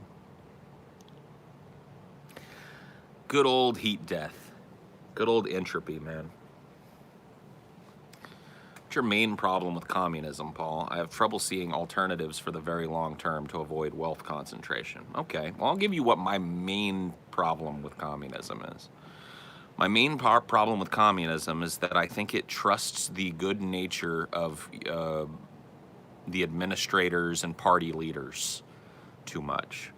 I do not believe that a system of communism can exist where there isn't hyper-exploitation by the political class. And I think that we've seen these experiments in communism fail because of that very thing. I think that communism in particular has the propensity to create that power vacuum that just wants to be filled by a dictatorial personality. Haven't you seen the DFF on excess? Yeah, exactly. I mean, that's one of the reasons why I just don't trust any of the systems of government that are currently being put in place on this planet, enacted and put into practice on this planet, because that angle of corruption at the top is something that we see the toxicity of that, right? I mean, no matter where you stand politically in America, you can see the toxicity of having a self-serving political class that says one thing and then does another, right? That serves the moneyed interests in the country over the general population, serves themselves. We can all agree that that's a destructive idea, but we all live in a democracy, a representative democracy, that keeps that as its status quo. So we can see that. We can all at least agree that corruption is bad and that creating these kind of top-down political systems seems to breed corrupt individuals at the top. I don't know what else to say about it. You have you have your own idea of an ideal system of government or non-government, and can you describe it? No. And that, that's one of the frustrating things about being limited by your own intelligence and your own capacity for knowledge. I don't think I'm a smart enough guy to come up with a political system. I think I'm just smart enough to advocate for something different,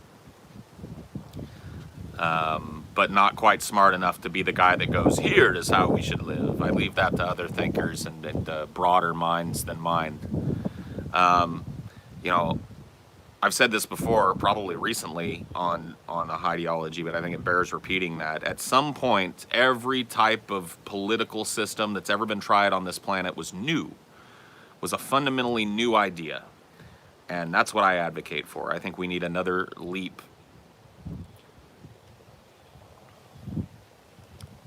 The wise man knows he knows nothing. There you go. Good old Socrates.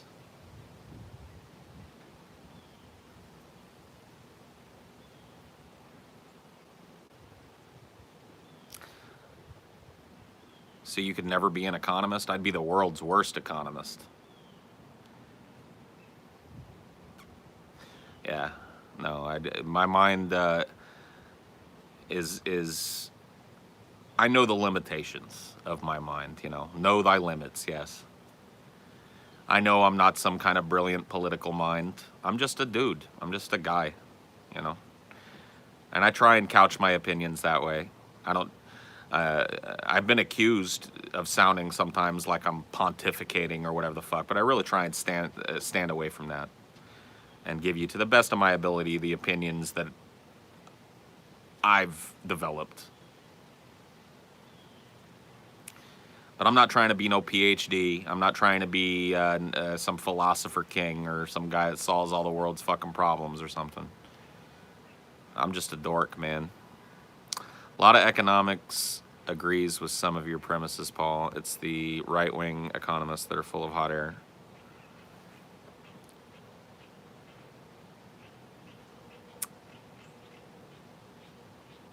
Well, shit, I want to be an economist and you're way smarter than me. Time to find something else, I guess. I mean, see, this whole you're way smarter than me. I might be better at you at what I do here, but that doesn't mean I'm smarter than you.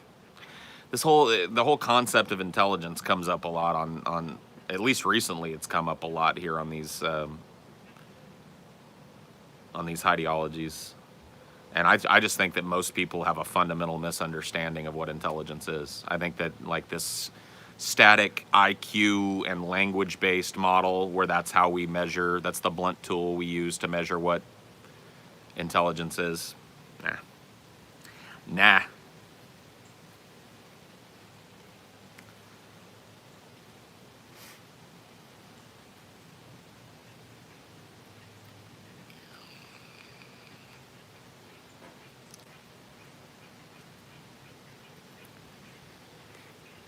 What's your thoughts about rejecting GDP as a measure of a country's success? I'm advocate for having triple bottom lines: social, environmental, and financial. I mean, I do think that GDP as a static measure of the success of a country needs to be, wadded up and thrown in the waste bin of history. I don't know that you can look away from it if you're not going to walk away from capitalism as an economic principle. I think you have to measure GDP at some point because it is a good measure of that country's output in a capitalistic economic system. But I think that, yeah, measuring all the success of a country by its GDP is an idea that is inherently toxic. And the other things you mentioned, I don't know exactly which thinkers or politicians or philosophers are positing the triple bottom line system that you put forward, but I would agree with all three of those. I think that we would be better off as a society and have a better idea where we stand on the rung of humanity, Which rung of the ladder of humanity are we on? I think that the Western world, America in particular, thinks it's up here, in the top 3 rungs or something, and it's probably closer to the middle rung.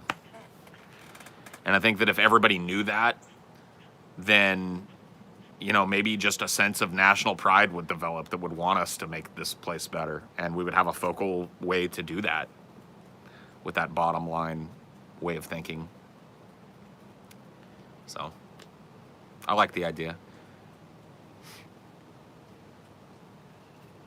Who do you think is on top?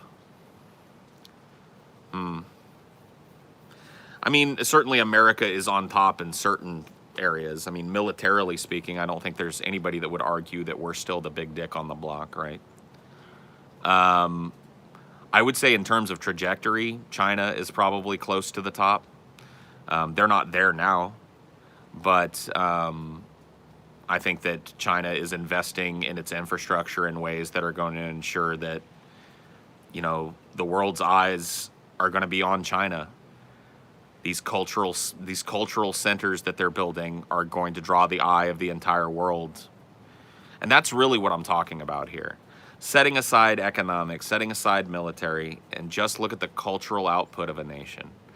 The ability of a nation to project a national identity amongst all these weird, disparate countries. And America's been losing that game for a long time.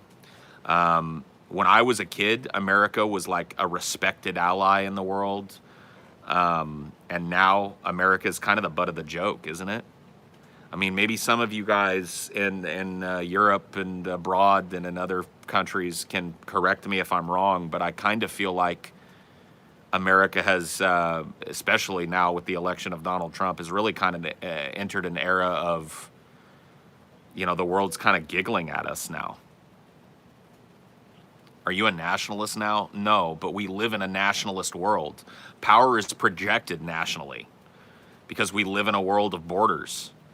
And I'm not talking about wanting to preserve America's top spot. I'm talking about why I think America has slipped. So I don't know how you extrapolated from that I'm a nationalist now. But you're now corrected. Do you think Russia is setting up a permanent military presence in Syria like we have in Afghanistan? I wouldn't be surprised. I don't know for sure.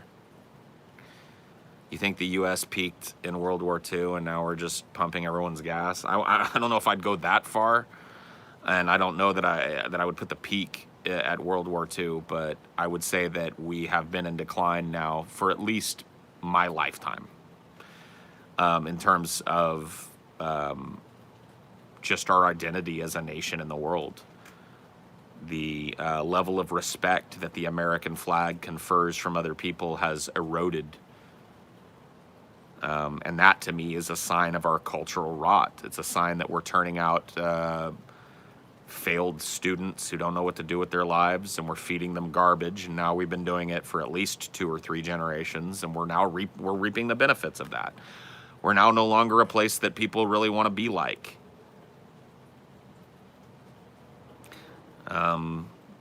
That used to be different, didn't it? National identity is way too overrated. We're slipping because our population lives with values that keep them, and in return, the U.S. stagnant, similar to many Muslim countries. Well, sure, that's one aspect of this. But if you're going to deny in a world that is still balkanized with countries, if you're going to deny the power of the culture that those countries radiate, I don't know what to tell you. I mean, sure, what you brought up, let me read your comment again here. Yeah. The idea that our values seem contradictory to what is in our best interest. I mean, that's all part of what I'm talking about. That's part of the cultural decline of America. It's part of the world looking at America and not seeing a place like, wow, look at that place. Say what you want about them, but they just radiate success. And now looking at us like, let's not be like that place. They're falling apart at the seams. Their politics are a bought and sold joke. Their cities are crumbling. Their infrastructure is crumbling. Their educational system is failing, coming apart at the seams. Let's not be like that place. From where I live, America seems like an ultimate peak hypocrisy, except for maybe the Catholic Church. Now, you wouldn't be wrong. I thought I was the luckiest person for being born in America when you're a kid. You probably are.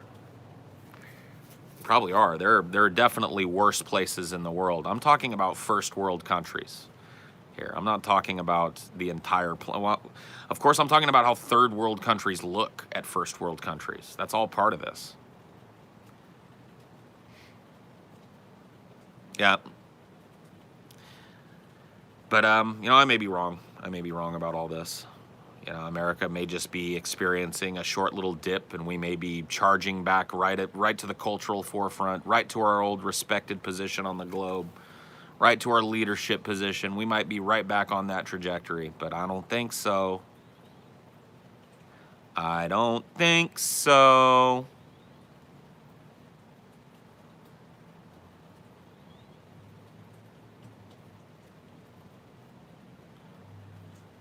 Did you see Adam Curtis's recent documentary, Hypernormalization? I have not. I have not watched it yet. America is still the best place to live. Citation needed. Do you think somebody living in the shithole slums of what used to be Detroit agrees with you? If the answer is no, then isn't what you just said subjective and up for major debate?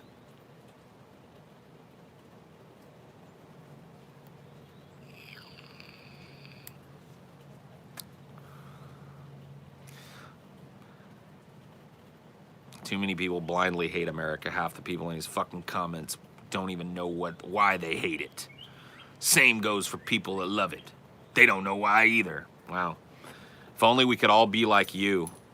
The overview, standing directly on the fence between two extremes. The hypercentrist. All you silly fucks in the comments that are actually having a conversation and taking a position one way or the other are stupid. It is me, the great middle, that has the overview. Smart people stand in the middle. Because we don't ever have to take a position on anything and defend it. All we have to do is point at both sides of every issue and go, ha ha ha ha ha ha, how wrong you all are. Ha ha ha ha ha. Shut up. Get your neither hot nor cold, but rather lukewarm ass out of here. Shoo.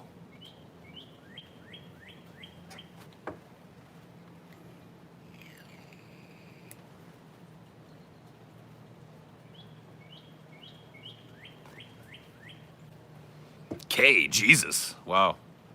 It actually worked.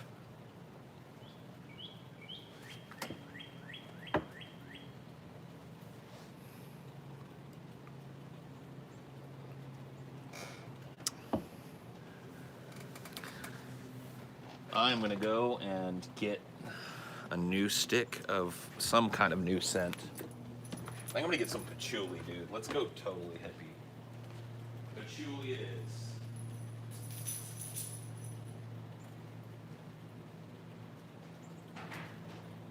I've got a lovely bunch of coconuts.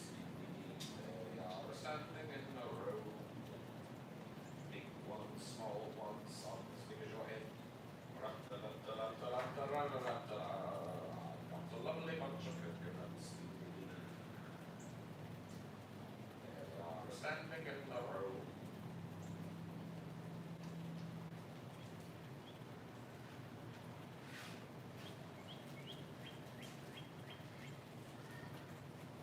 Oh yeah, dude.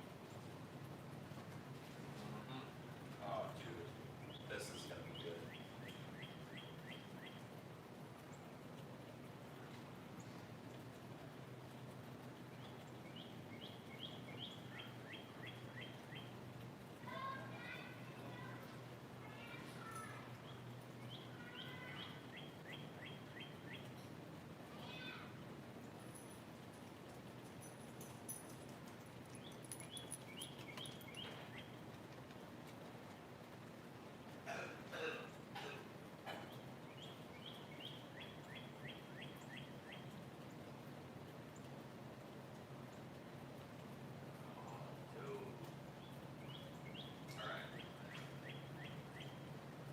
Okay. Yes, yes. Oh.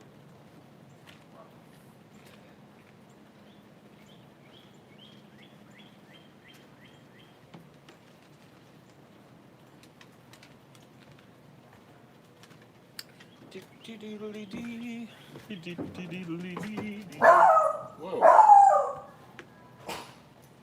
Donor. What's your problem, man? What's your problem?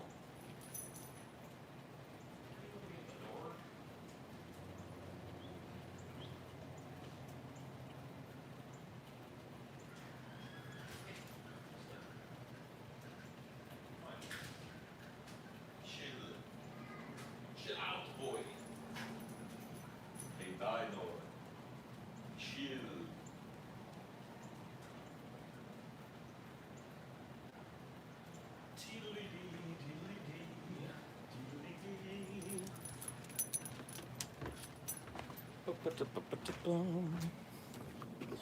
All right, yeah, I got that patchouli. It's truly, truly the hippie smell, patchouli. This is what hippies are always accused of reeking like. But I don't think this reeks at all. I think it smells good. We're about to see.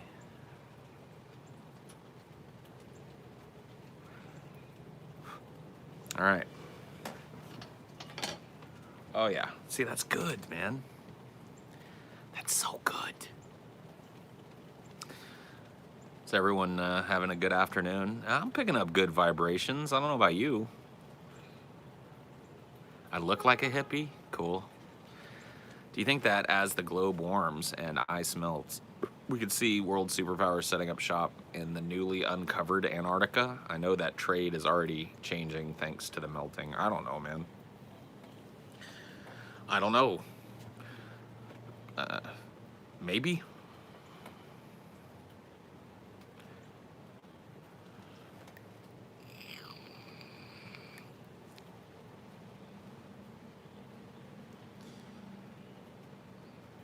It's been the best day I've had in a while. Cool. Paul, are you a toilet? Did you paid $2 to ask me that, bro? Of course I'm a toilet. Have you ever read any David Foster Wallace, Infinite Jest? I think you'd really like it. Very philosophical. I have not. Help, please. I feel claustrophobic.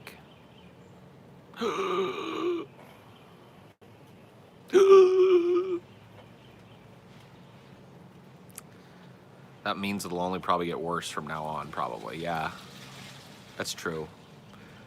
That really is that is another way of looking at the situation. I will admit. How do you justify calling women bitches? I don't know. Do I have to justify calling women bitches? I mean, because if I got to justify calling women bitches, they got to justify calling me an asshole or a douchebag, right? How about we just let anybody use whatever kind of fucking insulting language we want? We leave it up to adults to, you know, be well adjusted enough to not let a stupid word like that reset their brain. How about that?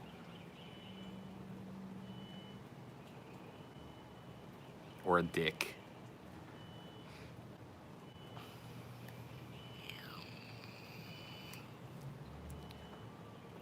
Paul, what kind of strains you guys get in New Orleans?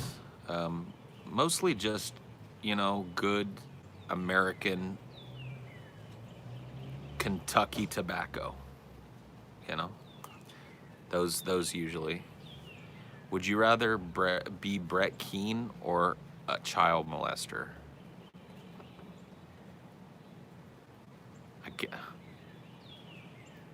Bullet. You guys always leave that third option off, eating a bullet, and that's one of those options where I would proudly do so. Today, I didn't even have to use my AK. Well, I gotta say, that's a good day. Who's Brett Keane? Thank you for existing. I look forward to a day when our children's children won't even have to ask that question.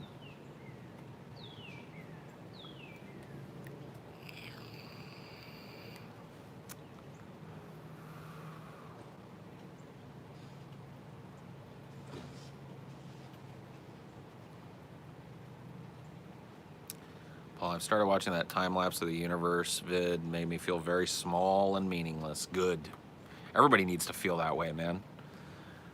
I feel like that we all feel like too puffed up and shit. That we're all walking around with our chests out like we're some big, important individual or something. It's like, no, man. We all need to feel small and insignificant. I think if we started looking at it on that scale to the best of our abilities, we'd all live happier lives that were less concerned with what the dude next door was doing. You wouldn't have all these nosy ass, bored ass busybodies trying to ruin everybody else's fun constantly. I think, if everybody could get into the mindset that eventually everything that we see around us is going to dissipate into nothing, and that the future of our existence on a long enough time scale is just infinite cold blackness as far as anyone could ever travel, and that there will be nothing of us around to even remotely experience that we'd probably be all a little more chill.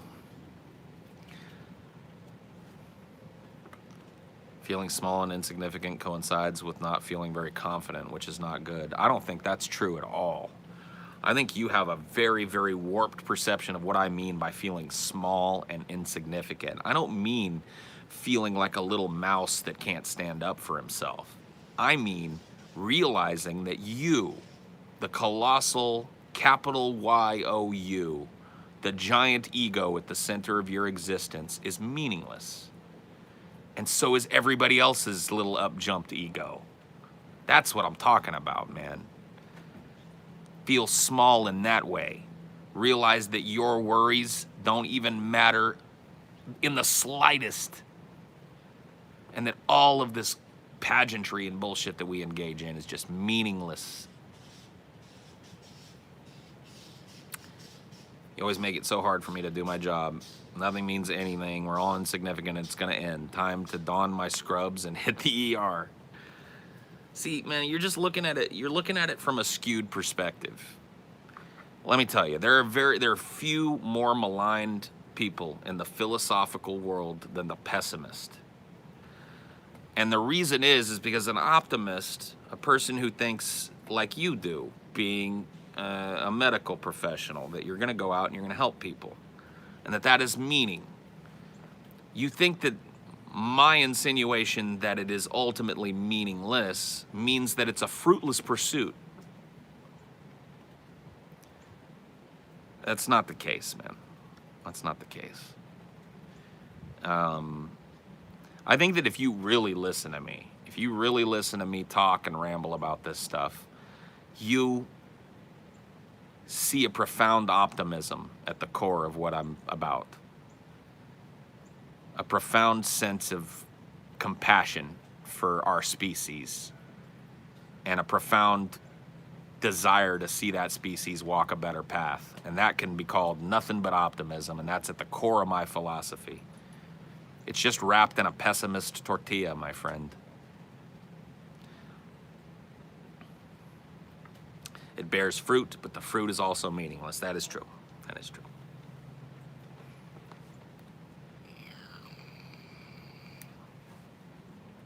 I feel like a lot of people add a touch of nihilism, and it has no place in the realization of that profound sense. Yeah, I don't know. I don't got a problem with the nihilism either. I mean, there's a strong nihilistic bent to my philosophy, so I just don't think that it's immediately, or at least I don't think it should be treated as immediately off-putting as it is to a lot of people. Optimism is oftentimes, especially people that are just absolutely unchallenged optimists. The reason for that is often that they just don't allow themselves to be exposed to any kind of contrary thought. You know, optimism tends to want to build a fortress, and I'm not going to listen to that because you're just a downer, man. Well, us downers have been in constant, faithful service to humanity since the first monkey spoke the first word, man. Pissed on at every fucking angle. Night people, too. We've been serving humanity's best interests since humanity has been humanity. And we're very maligned. What was that monkey's word? I don't know. Who knows, man?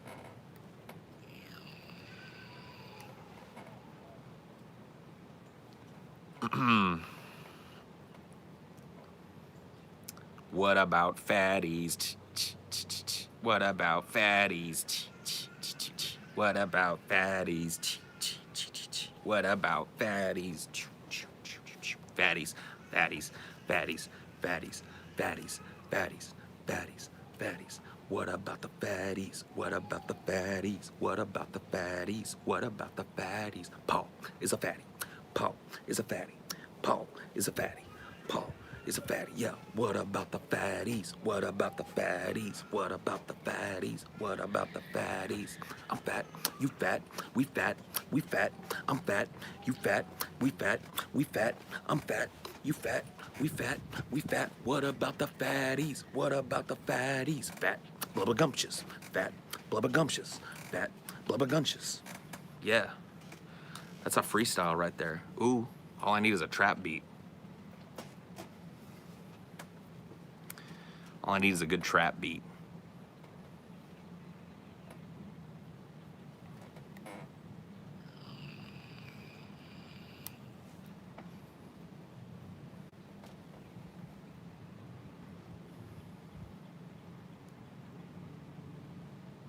Paul's ego-becity.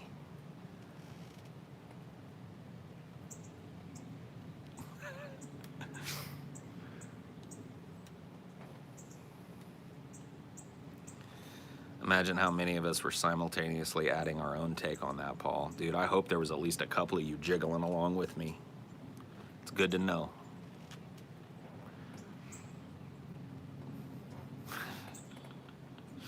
Can you still get it up, Paul? Nah, not really.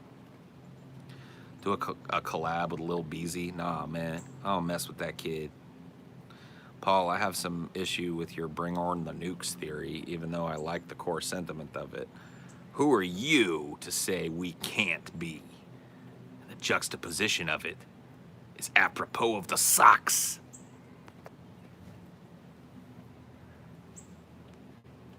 Get him out of here. Get him out of here. Time wasting nonsense posting piece of shit.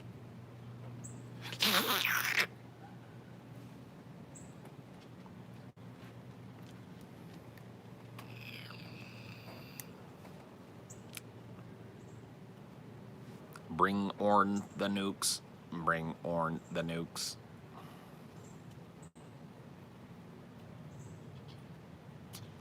Time wasting motherfuckers. Sick of them.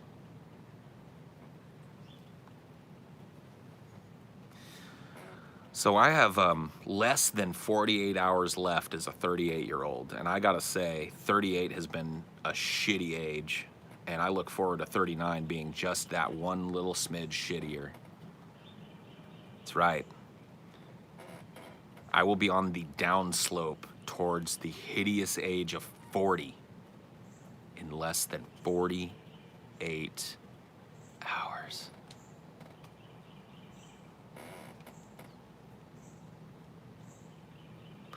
You have no idea. You have no idea how this feels. Not yet. You will. You're as young as you feel? Well, I'm about 80 then.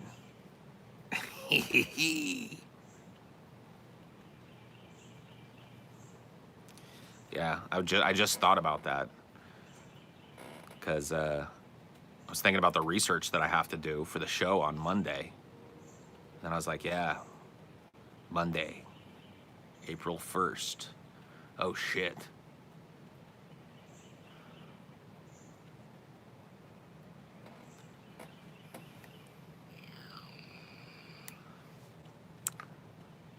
It doesn't get any better, Paul. Approaching 50 here. Oh, my God. Oh, my God.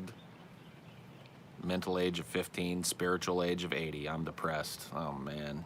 Oh, man.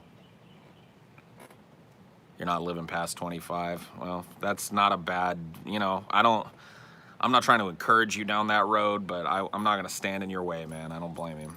39 years and the smudge on the forehead still didn't vanish. Yeah, it's never going to vanish, dude. I'll be an 80-year-old dude and I'm still going to have this crazy smudge on my forehead, bro. It's a scar. I'm 20 and feel 38.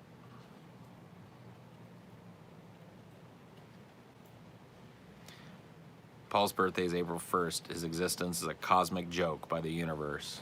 Yes. Man, I can't tell you how original that sentiment is. As an April Fool's baby, I gotta tell you, nobody has ever said anything like that to me, dude. You're the first. Isn't that crazy? In 38 years, nobody has ever been like, so does that just mean you're a joke? How did I never hear that one time in 39 years on this planet?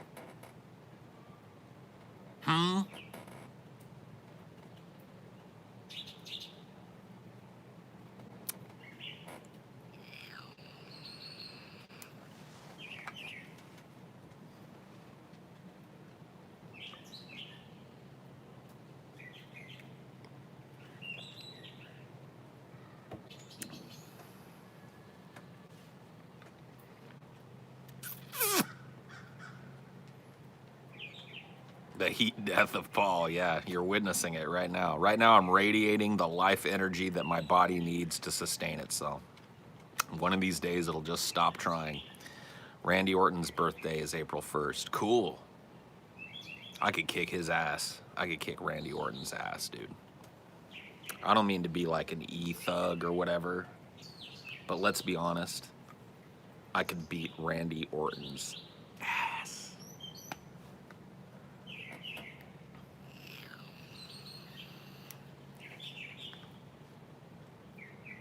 What's cool, though, is that you've literally existed for Earth making 39 cycles around the sun. Yeah, well, I mean, that technically won't happen, you know, until the... But I get what you're saying, yeah. Yeah. You couldn't beat up someone who is 5'10". What? I'm sorry, I couldn't hear you from down there. Can you get a stool and speak loudly, please? Angle your voice up. I really hope Billy formally apologizes for the black eye. It would be a good birth. Yeah, I'm still waiting. Still waiting for that apology, you know. Billy could do the right thing at any point. You're what, Christian? I'm sorry. Once again, could you get a footstool or stand on a chair or something and try and yell that? Paul, do something crazy before you turn 40.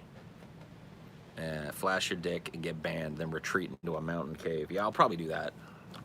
Like on the eve of my 40th birthday. I'll just start a Highdeology, and when everybody gets here, I'll just pull my pants down and like jiggle my balls at the camera until they ban me, and then you'll never hear from me again. I'll literally go into the Ozarks or something and just live like a wild mountain man eating squirrels for the rest of my life. UFC heavyweight champ is 5'10", so keep laughing, Paul. I'm sorry, what? What was that? Pardon me? Do you like Kraken rum? I like rum. I've drank Kraken rum before. I don't know that it's any... I don't know that I would say it's my favorite rum, but it's a good rum. Rum is kind of rum to me, honestly. I mean, like, really cheap rum, a really good rum. I mean, I know there's a difference, but for me, I'm just throwing it in Coke. So what does it matter? You're what, Peter? Huh? Who are you? You did what? At first, I thought you said you crack and rum. Crack?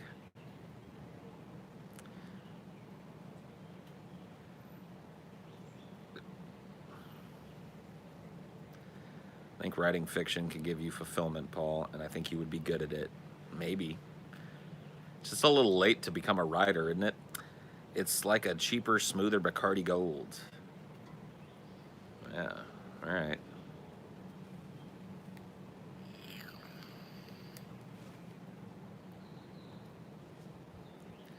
Hail Paul, he shall be our savior.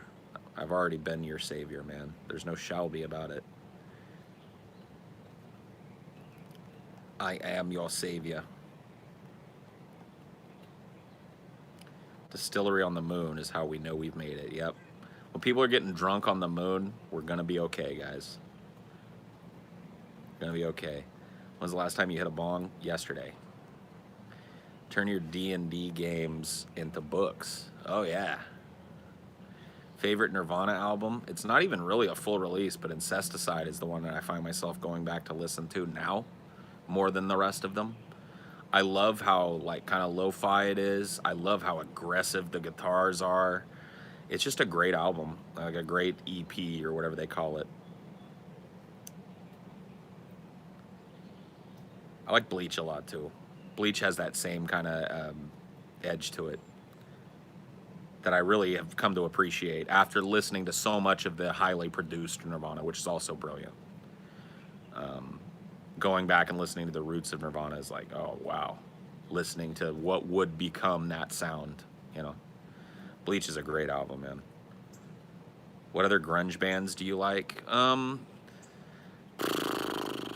There's kind of like a, they're not technically grunge, but they came from that same kind of sound and went a different way with it that I listen to a lot. There's a band called Clutch. They're more of like a grind core band, but there's a very grunge element to them. I don't know. The grunge genre diversified so hard in the 90s that it's hard to tell who's what anymore.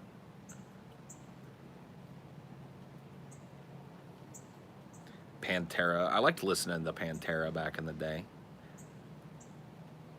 Korn started as grunge and then became like rap rock and then became new metal, you know what I mean? And it all just kind of blended, and it's hard for me to look really at any bands other than maybe like the Pumpkins, Nirvana, as pure grunge bands, or at least bands that remained that way for long enough for me to call them that. Pearl Jam, sure. Sure.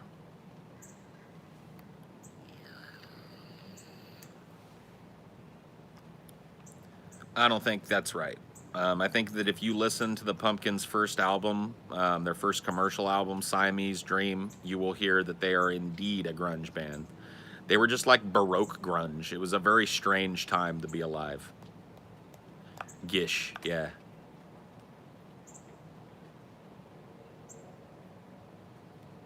Alice in Chains. For some people that is true. I knew a dude who was like that. Like, you know, Lane Staley was his Kurt Cobain, you know, and he was very into that band. I'm not. I actually am rather annoyed by Alice in Chains.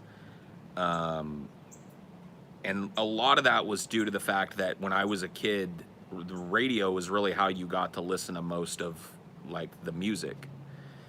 And Alice in Chains' Rooster was played literally so many times. Like, I went through a period of like maybe a year and a half where I couldn't go a day without hearing how somebody had come to snuff the rooster. And that song is not a bad song, but it really, listening to it so many times and hating it more and more each time as it got more and more annoying, really let me laser in on why I didn't like Alice in Chains. And it really all comes down to Lane Staley's voice. I don't like his, and he's got a very good voice. It's a very strong, recognizable voice, but it's just not, it's not for me.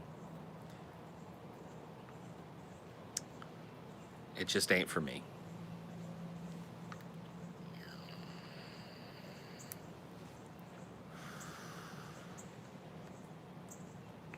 Queens of the Stone Age is cool.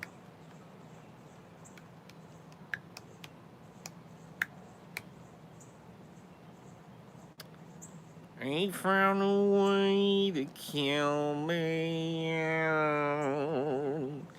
I'm burned with a sting in the swam. Every road I take just leads to nowhere. Oh, yeah. It's like, oh, no. Not this again, man.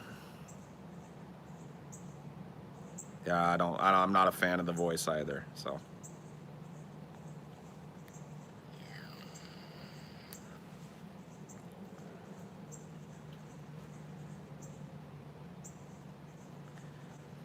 Creed and Nickelback is the best music of the last 500 years. Wow.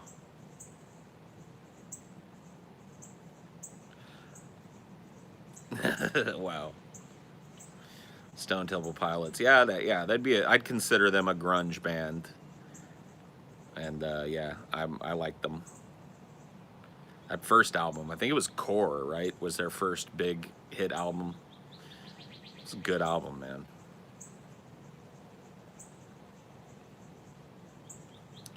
That's a good album. Well, I'm going to retreat from the, do you like this? Do you like that? Do you like this? Do you like that? What do you think about this?